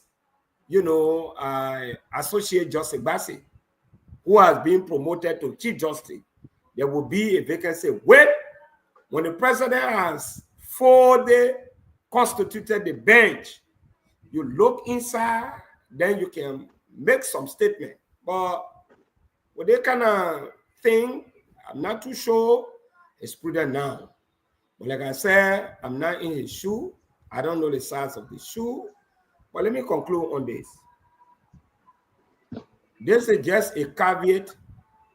What are you laughing for? All the other one. Waiting for you to finish. I knew. I just said it because I come back. It is a caveat for some of you that are in government now. If you're listening, the same rope that can tie bamboo, monkey can tie the bamboo. Yesterday, Samuel Tweah was speaking book. Everywhere he passed, people clap for him. Today, he's been dragged to court. It's possible. So I hope some of you are listening. So I rest. Yeah, so at the end of the day, though, Dr. Richardson, you want to say something because we got to move. I see you putting your hand up. Am I correct? Yeah, I'm just pondering that in as much as I want Samuel Tweah to, face the law, and if he's found to be guilty for economic sabotage, let him face the law. But I think that if he feels that he's being treated unfairly because of his trial being postponed, and delayed, in our Constitution it says justice delayed is justice denied. I believe that he at some point, whether him speaking will influence decisions of the jury, he needs to at least tell us what is going on with him. I think it's his right to do that, and we need to know so that we can help strengthen our justice system. I hope that him speaking wouldn't be because he wants to influence, his political base. I just hope that, you'll be asking a question that I'm asking, is it the prosecutor is arguing that Justice Yo be removed or because she's retired, and because the president recently nominated Justice Bissett, who tends to be in favor of this government based on his past ruling. So he has to say those things. It's his right to do that. I hope, again, political base will be thinking critically about whatever he has to say. That's what I want to say. I wanted to add. Thank you. So let me just say this, guys, and then we'll move to the education thing, which is so important. Then also we'll move to the vice president today. He was at the Freeport of Monrovia about the 8 p.m. terminal, but a lot of stuff is happening. His remark is drawing some serious concern here. That remark, what he said, and other issue. Samuel Tweah is now changing the location of this press conference. I'm doing this because I feel that I really want to hear what Samuel Tweah have to say. I think Samuel Tweah, he got to be very, very careful. And I know that Councilor Gould is playing good cop, bad cop. That's me. I'm saying it. He can correct me. But if you listen to Councilor Gould, if you listen to Dr. Beauplan, I see Sister Glennie leaning towards that good cop and that his business, but then they will be the one waking up early in the morning to listen to Samuel Tweah.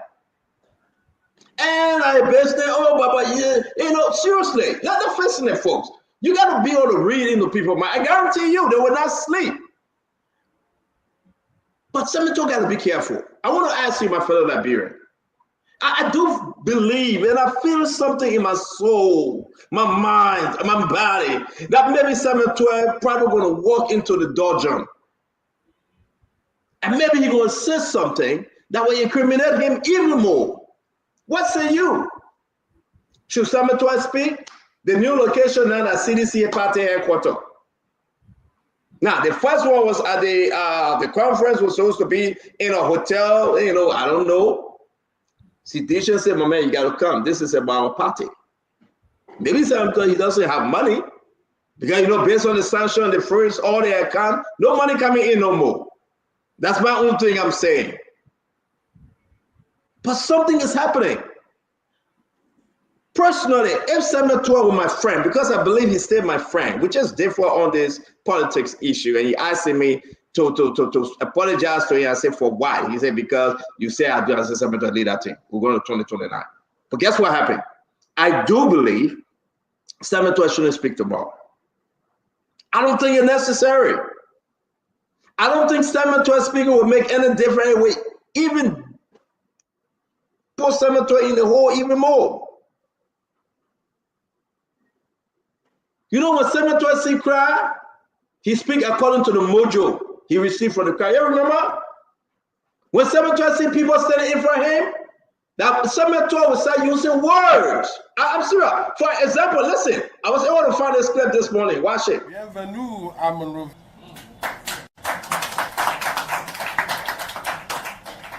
Notamment au ministère des Finances et de la... I don't know what he's saying. That's exactly what I'm saying there. He's speaking French, bienvenue, notamment. Listen, guys, that's the way. The man is moved by the audience.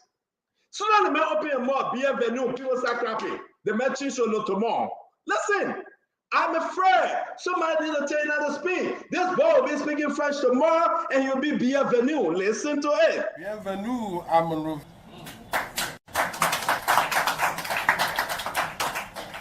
Notamment au ministère des Finances et de la Planification du Développement pour signer la convention de l'Agence française. Cette just clapping one. Man speaking French, that done. French is speaking. He's speaking French. That's a problem. I know. Let me say a little more. But was he addressing Liberian audience or French people? Me, I want to know.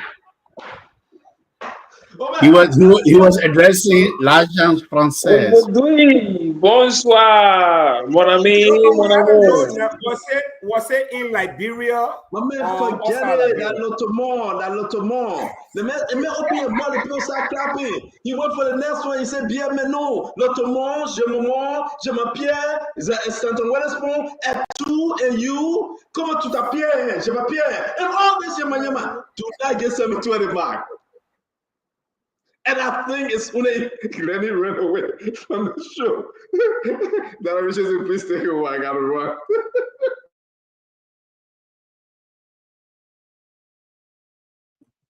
Stanton go to French school? Dr. Regency? I gotta laugh about this, right? We have to. So if you are ever looking for French translators, let me just say there are a number of us here who speak French. I speak French. I do translation. So what's he saying? Yeah. No, he was. I mean, bienvenue tout le monde. It's a welcome, everyone. I want to thank all of you for coming.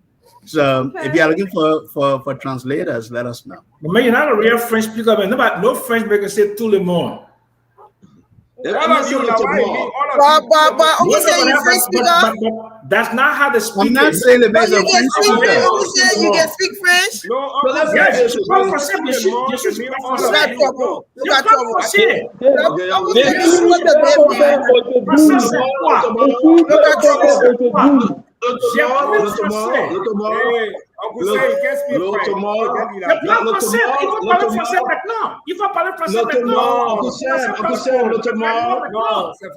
That's 7-year-old French.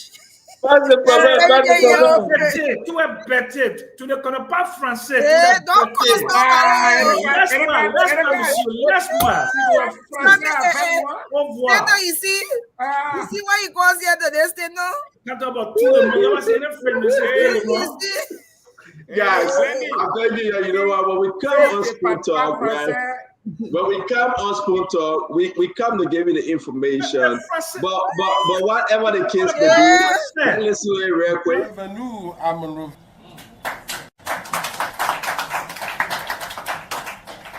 Notamment au ministère des Finances et de la Planification du Développement pour signer la convention de l'agence française. Cette est très important pour la relation entre la Liberia et la République française. Cet accord demande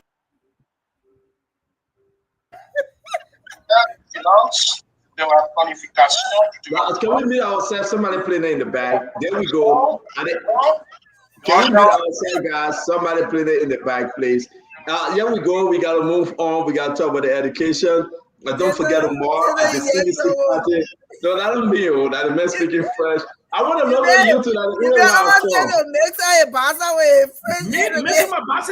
c'est pas bon français. C'est pas bon français. J'ai appris français à l'université. Et aussi, j'ai été marié avec une antillaise. You're joking. Français. J'ai passé beaucoup de temps à la Côte d'Ivoire. Okay. So let's be so that Uncle Sam will beg you. Uncle Sam will beg you. Do not miss. Uncle Sam, let be so now. I'm telling you something. Uncle Sam, please do not insult us. Let be so. Speaking excellent French. My man, I think that colloquial man, that colloquial French there. But if you understand French, you will know not colloquial. So at the end of the day, guys, we will move real quick. Ladies and gentlemen, don't forget tomorrow at the party headquarters, CDC party headquarters, the former finance minister. This is a big thing. I urge Simon Tweah not to speak, but I would love it when he speaks because it will make news tomorrow. What he going to say? The government delayed me? What he knew he would say? What? I mean, seriously. So my only thing is that we'll watch it. Go to the party headquarters tomorrow, and you'll be part of the show tomorrow. So let's move on. We got only a few more time left. We saw Jeremiah Kwankun since he came from China. They have not given any update, but we'd like to update people. The bidding process has closed. It ends, right? The bidding process ends. We'll talk about the yellow machine no more. and what the government is expecting, who want to win this bidding process. But Jeremiah Crankle was at the Freeport of Monrovia today. He spoke on the issue about APM terminal. Something is catching right there. Stress, frustration. If you want to talk about that in line with the decentralization bill we're discussing. But real quick, it's important for us to go to what we all agree on, the education. We've been talking about education, the University of Liberia, guys. Most recently, yesterday, there's the building. The things are not, the things not changing.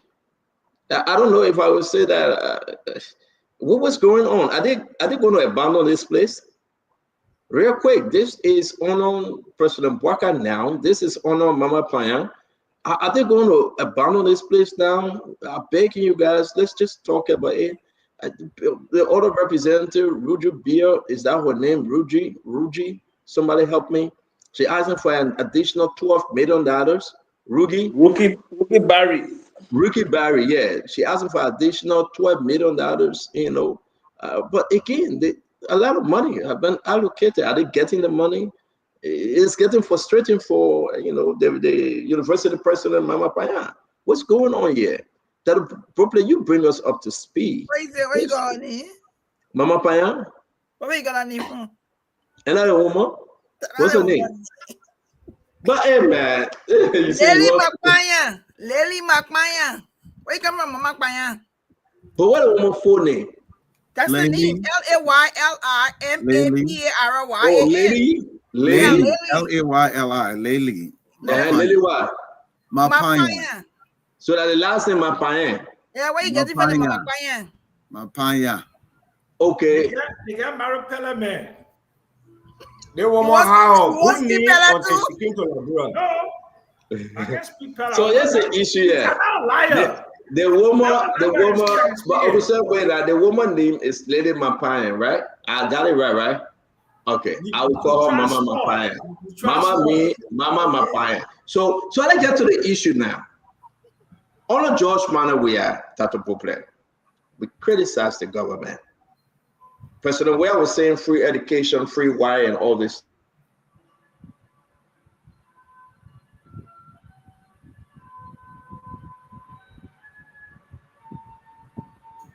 Stanton, you're having internet problems. Somebody call him. So I'm saying data. Please take over. No, I think it's he's not affected today. I'm too happy. That who said it happened? Don't know, fire you. but that moment take it away. That's true. I have a problem with my internet. I gotta call virus. I don't know. It's been tripping this few days. That'll probably please take it away. But that'll first you can take us to the finish line. I'm going to just step back. That's the last conversation for tonight, which is the education. I don't know. I'm using my cell phone to have internet because Verizon is tripping. I don't know why. Problem, right? Because I don't know much. That'll probably going to start a conversation with the education. I want you to please continue on the show to the end. I thought Dr. Problem will move to closing. Yeah. Okay. Yeah, because my internet giving problem. But again, guys, thank you. It's been a wonderful time. We'll see you tomorrow. I wanted to bring in the vice president conversation, but my internet is giving very problem. That'll probably bring us up to speed. I mean, that's the University of Liberia. I will leave you with that to Richardson and the rest of the team. He said he was saying data. The man just sent something out to yesterday that he was sending data. Don't go.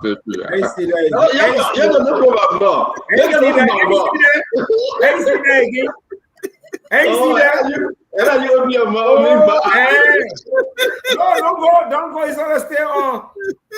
You want people can chase me weekend that they take an announcer these days.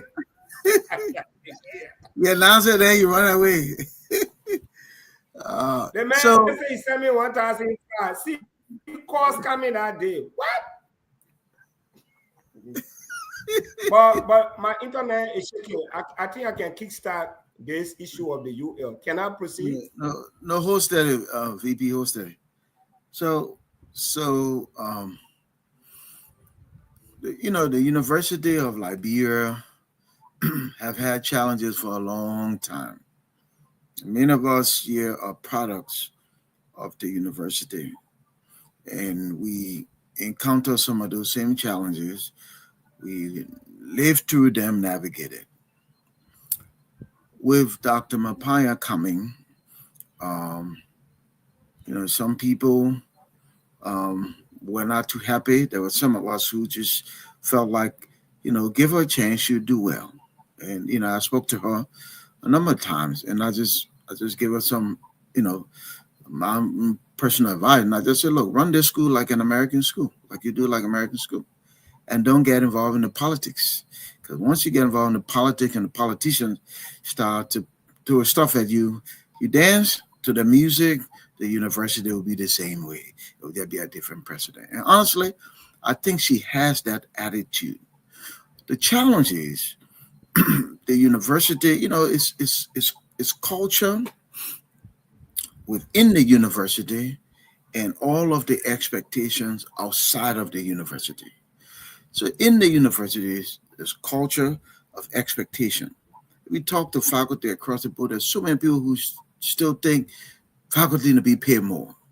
Look, it's hard to put a real price tag on Glendy if she's teaching nursing, because education is priceless and the impact you have on people is sometimes hard to measure.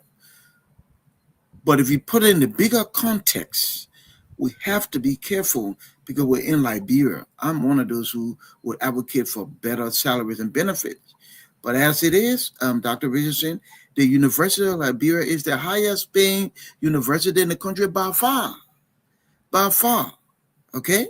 Every other private university come way under the University of Liberia for the same skill sets and stuff. So I think the shift that needs to take place is twofold from my perspective. First, the university need to be asking for more resources for facility, okay?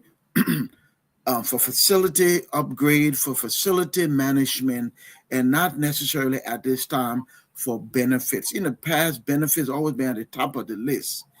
And yes, that's important because people drive organization.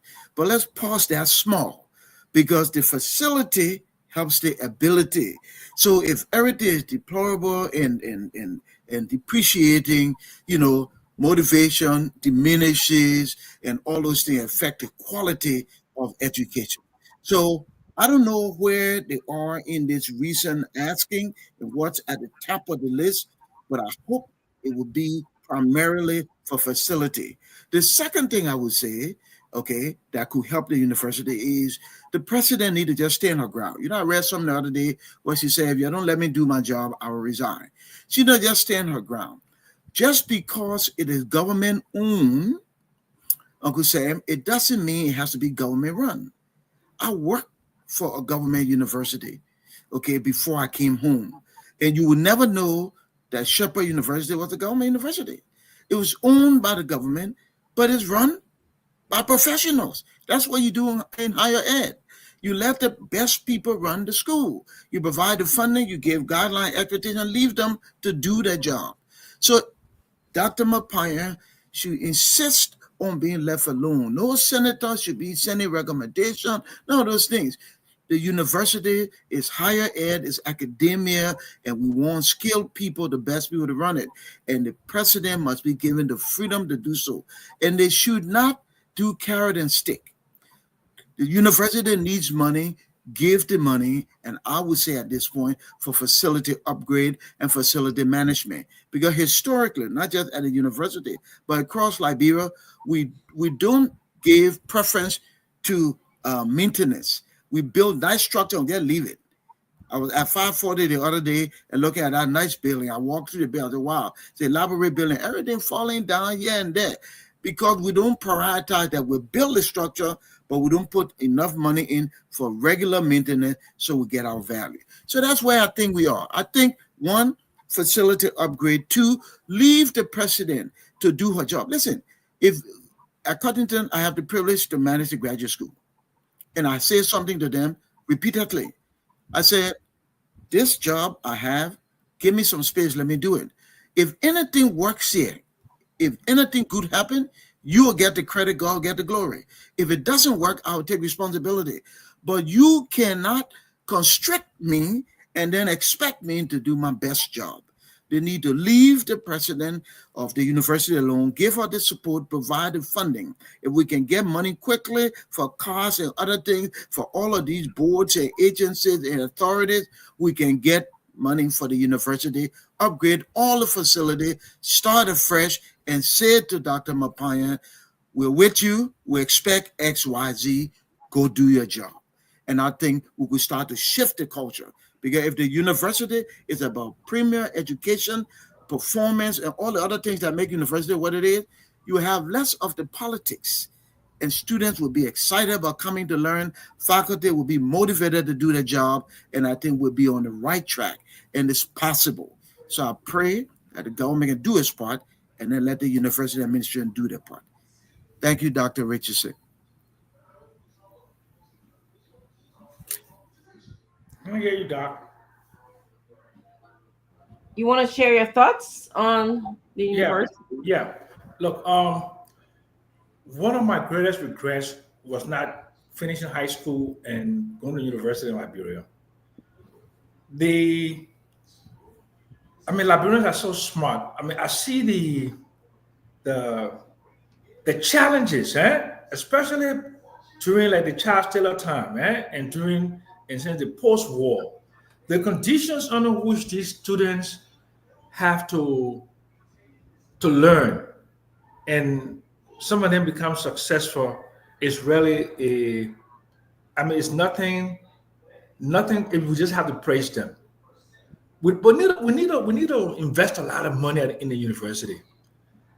We need to find a way to fund the university to support the government budget through like marketing, like going to philanthropic organizations and really high net worth people around the globe to sell LU, to get an endowment, from its own graduates, its alumni, because when something, it says like the University of Liberia, that's just carry the national flag. And that has to be like really, high quality and high value. You can tell how rich or how poor a country is by its educational system and the product that come out of there. And we have not invested sufficient money. And I'm not talking about Cottontown, okay, but I'm sure Cottontown had the same situation, but I'm just talking about the university that carries a national flag. The university that carries a national flag is someplace that we should invest a lot of money. And we should do things to make it high quality. And I hope and pray that maybe one of the things that we're bringing in Dr. Mapayan for, maybe will be her ability to be able to reach out to philanthropic individuals, to think tanks around the world, like Brookings, like Russell Sage, like Heritage Foundation, like Hoover Foundation. And this is the same thing about the country. We don't market the country. We need to market the University of Liberia.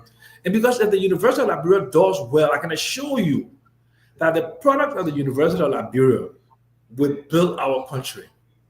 So that's what I want. And then on that score, I have a not small emergency, not big, but I just have to go because I have some things to do. Nice to see you guys. I may not see you guys again on that Saturday. Tomorrow is July 4th. We have some family things to do, but I wish you guys well. Dr. Fubi, Tamba, and Vandela, thank you so much. God bless you. And you have a great weekend. I may see you guys on Saturday. Thank you very much. Thank you, Uncle Sam. Enjoy your family. Enjoy the holiday. Fubi, we're closing. So the university and anything else you want to wrap in, but I think the university is huge. It's important to all of us. It's a national thing. And so what says you, Fubi, as we wrap up? So just tie it all in. Yeah, so that's, seeing the university like that have always been disappointing to me. And the key reason why I feel disappointed, a lot of the ministers of finance, even the current one, the most recent past one, they are all graduates of the University of Liberia. You got a lot of people sitting at the Capitol building. They are all graduates of the Ministry of the University of Liberia. You got a lot of people sitting now at the court, all graduates of the University of Liberia. Most of the lawyers, all from the Louis Arthur Grant School of Law. And they proudly boast, oh, I'm a supers, I'm a sim this, I'm a stood up person. Now we got PROSA. You hear them saying all of those nice things. Oh, during our time, representatives. And after that, go back to the university campus. The university is worse than how they left it. They preside over the budget, they appropriate fundings, they get rich. But the university is worse than how they left it. Compare each of them time, go back from time to time. The University of Liberia is worse than how they left it. And nothing they have done to change the situation. But they still be proud, say I'm a proud alumni of University of Liberia. Oh, I'm proud student of University of Liberia. That's a shame on the country. And I saw the higher education commission recently listed a whole lot of universities and schools that they were closing down, even put UL on probational list, giving them 1 year ultimatum to upgrade and do certain things. That's a shame on all the leaders that have risen to power that passed through the walls of University of Liberia. For University of Liberia to get at that level, to even be highlighted as a message university. See the structure that were placed up just now. Go on the campus. It's sad. So there's a lot of things they need to do. Rebrand, and you sell a lot of the good things. No, they got to get the chance to do our work. And they have to put some support in the budget. It's not about the student from university coming outside to protest every now and then. So fund the university. If you want to run free school will not pay the billing. So put extra funding in the budget to be able to allocation in the budget so you raise the fund and direct it to build the infrastructure and improve it beyond what it is today so that we can have better and conducive learning atmosphere. People say you see COPA at the University of Liberia at a land, in the science lab. Can you imagine? But it's funny and it's sad. But we need to do better as a country if we want to treat them well. Thank you. Thank you, Fubi. And I will say to the point you make about the National Commission on Higher Education, actually, they went around the country, look at universities, and like you said, they got the list, shut down some, they put some on probation. I will say this, though, that the NCHE itself is part of that problem because they water down the standards, for university, and they just let everybody go. You guys are building with 3 classrooms, so university, college. So they have themselves to blame, and I'm glad they're correcting some of that.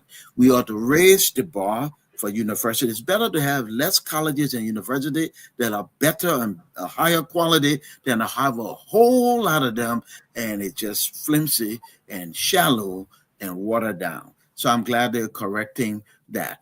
I want to inject that before I call VP in, and then we'll go to time out of close.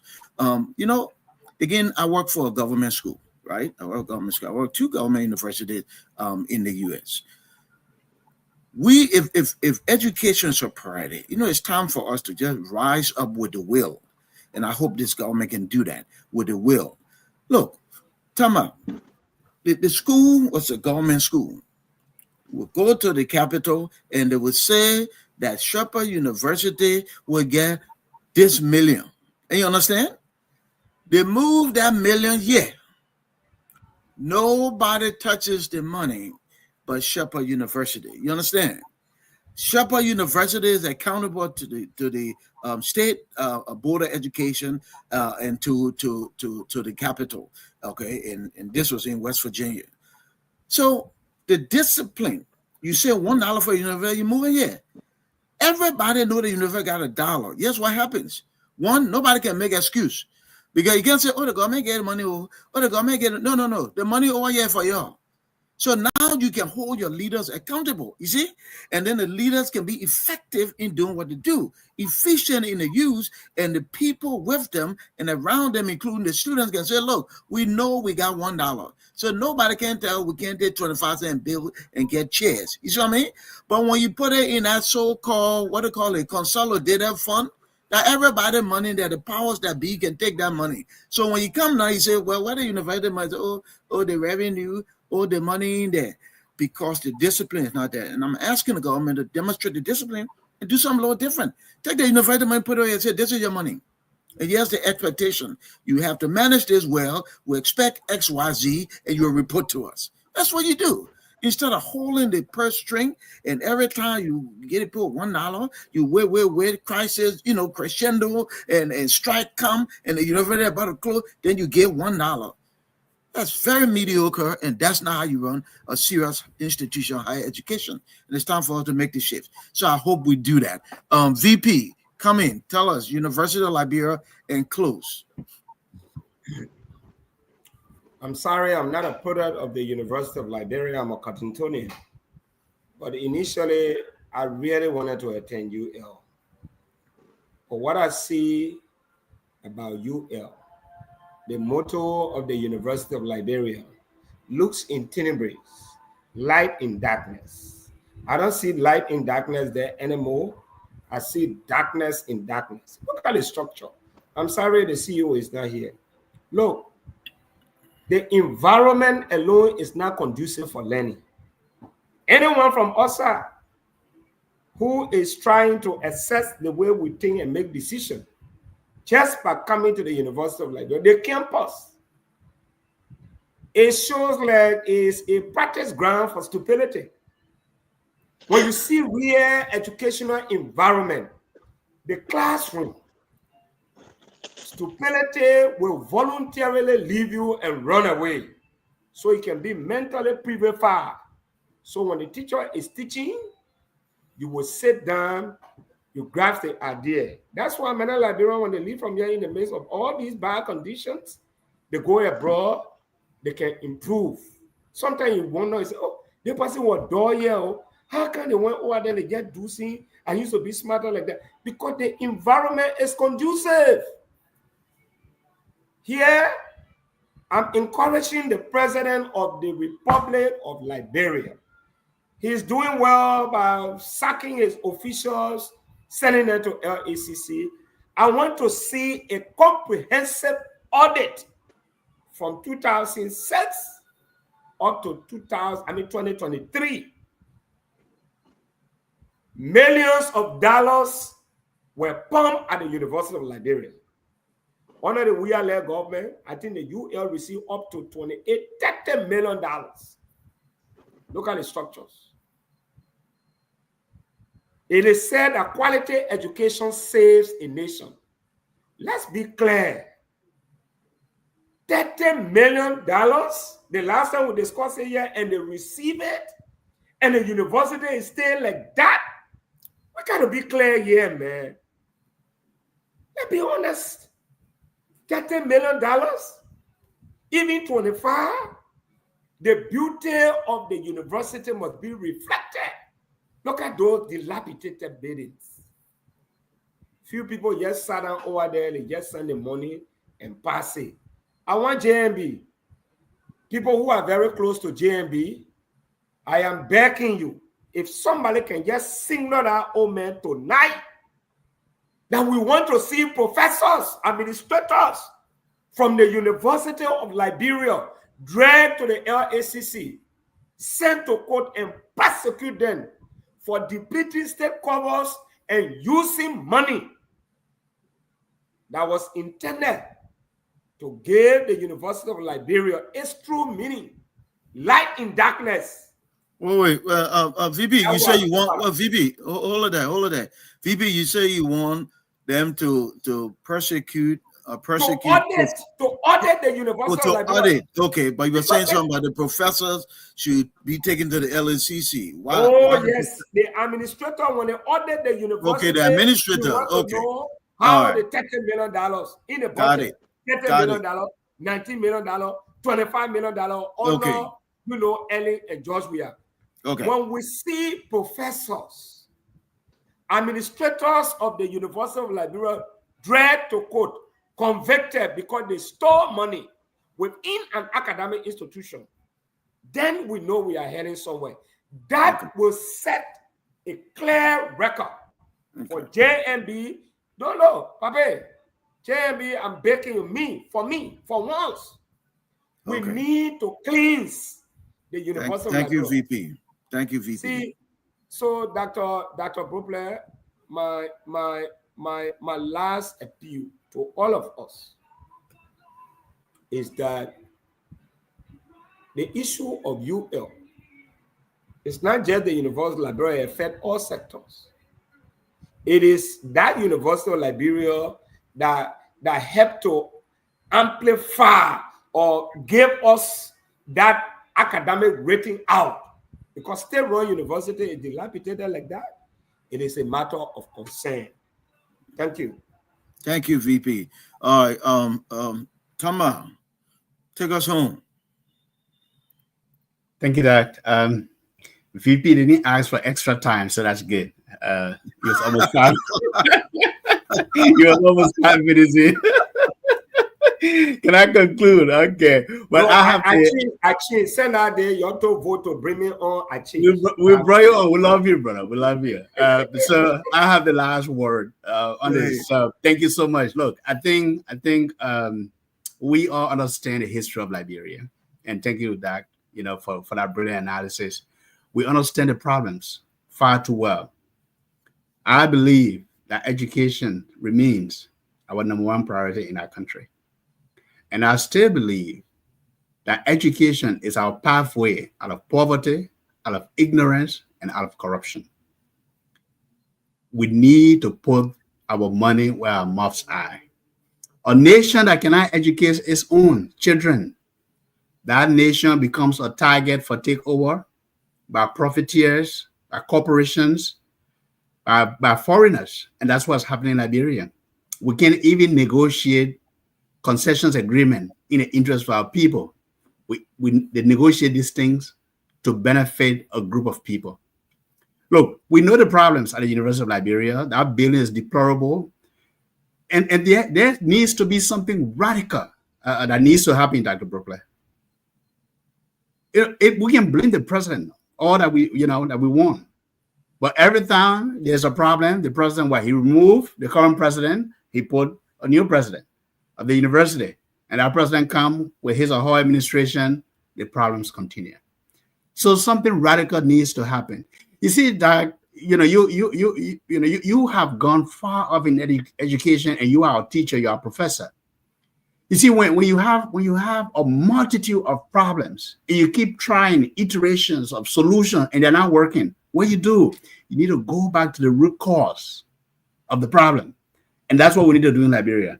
You see, we can try. Dr. Mapaya comes with a great track record, great education, great profile. She's honest, she's clean. But the problems are there. She's inherited them. The politics you're talking about, the control from central government or other people who are in higher places. They want to dictate to the president of the UL how to run it. The politics within the institution itself, where the professors and the administrators are undermining the president to run her agenda, where support from central government is not forthcoming from the financial standpoint. They put the money in the budget, but to get the money out is difficult. And I've said before, the legislatures are one of our biggest problems in that country. How will you put 10 million, 20 million in a budget for a university and we can renovate the state-run university? So they need to happen. A couple of things that need to happen. That we need to do something radical. We need to change how we are running the University of Liberia. I agree with you from the funding standpoint. If we need to pass a law, then we urge this government to boldly act and say, okay, going forward, if there's a budget for the university, this is how it's going to be allocated. This is how it's going to go in that account for the university to be managed separately. But also from an infrastructure standpoint, do you think these buildings can be renovated or can be broken down and rebuilt if we are putting 20 million, 30 million somewhere? We have Fender campus, we have land. Maybe this building can be renovated anymore. Maybe it will be more cost, efficient to build new infrastructure. And these are some of the things we need to look at. So look, I think we know the problems across Liberia, but what is lacking in Liberia is the will and the honesty and the honest people to really implement our laws, our policies, and our programs. And that's the problem we are having at the University of Liberia. So until we begin to change our mindset, that in how we do things, until we begin to change, our individual think more of the collective need, of the national need, of the patriotic need of the people, instead of the individual packets. We need to change how our legislatures and our Senate, are administering, are overseeing these institutions. That's the only way. That's the only way that we can transform Liberia.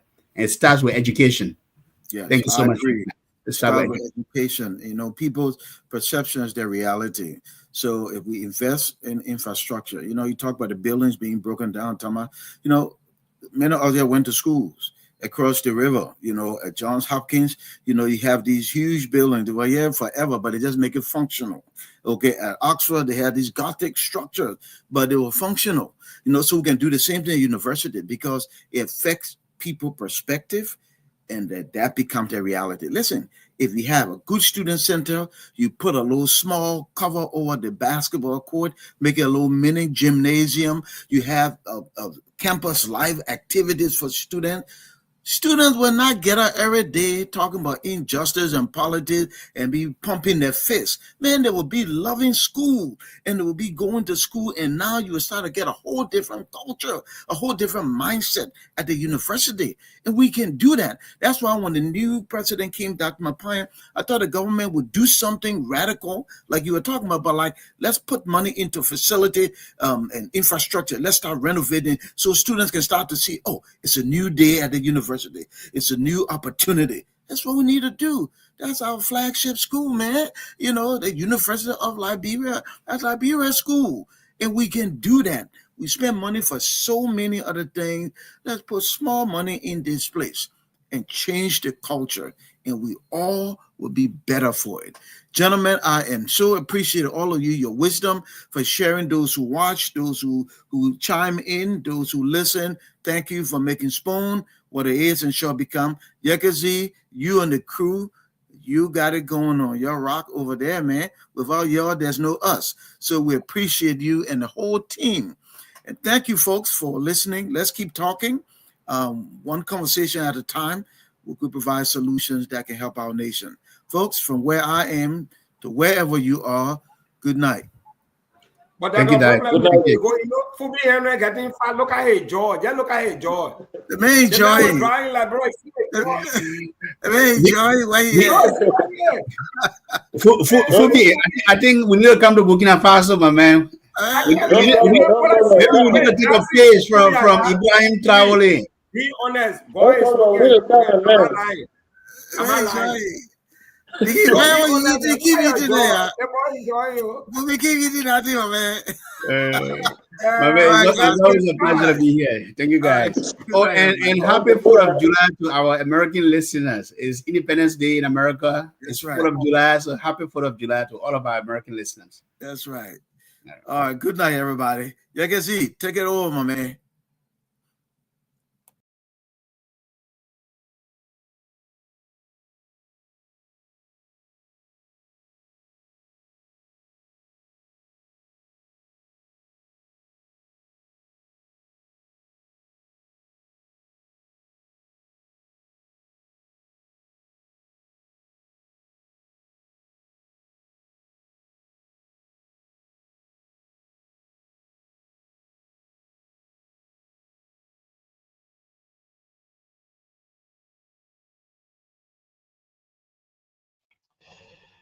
Yeah, so I apologize, I was muted. Yeah, that's all the time we have to be here on this edition of the Spoon Talk.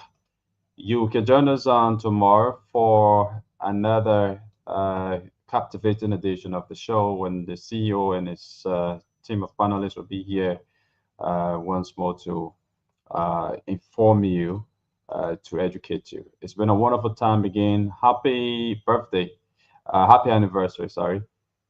Independence Day to the USA. Yeah, I think I'm good now. So good night. Have yourselves a God blessed time. Bye-bye.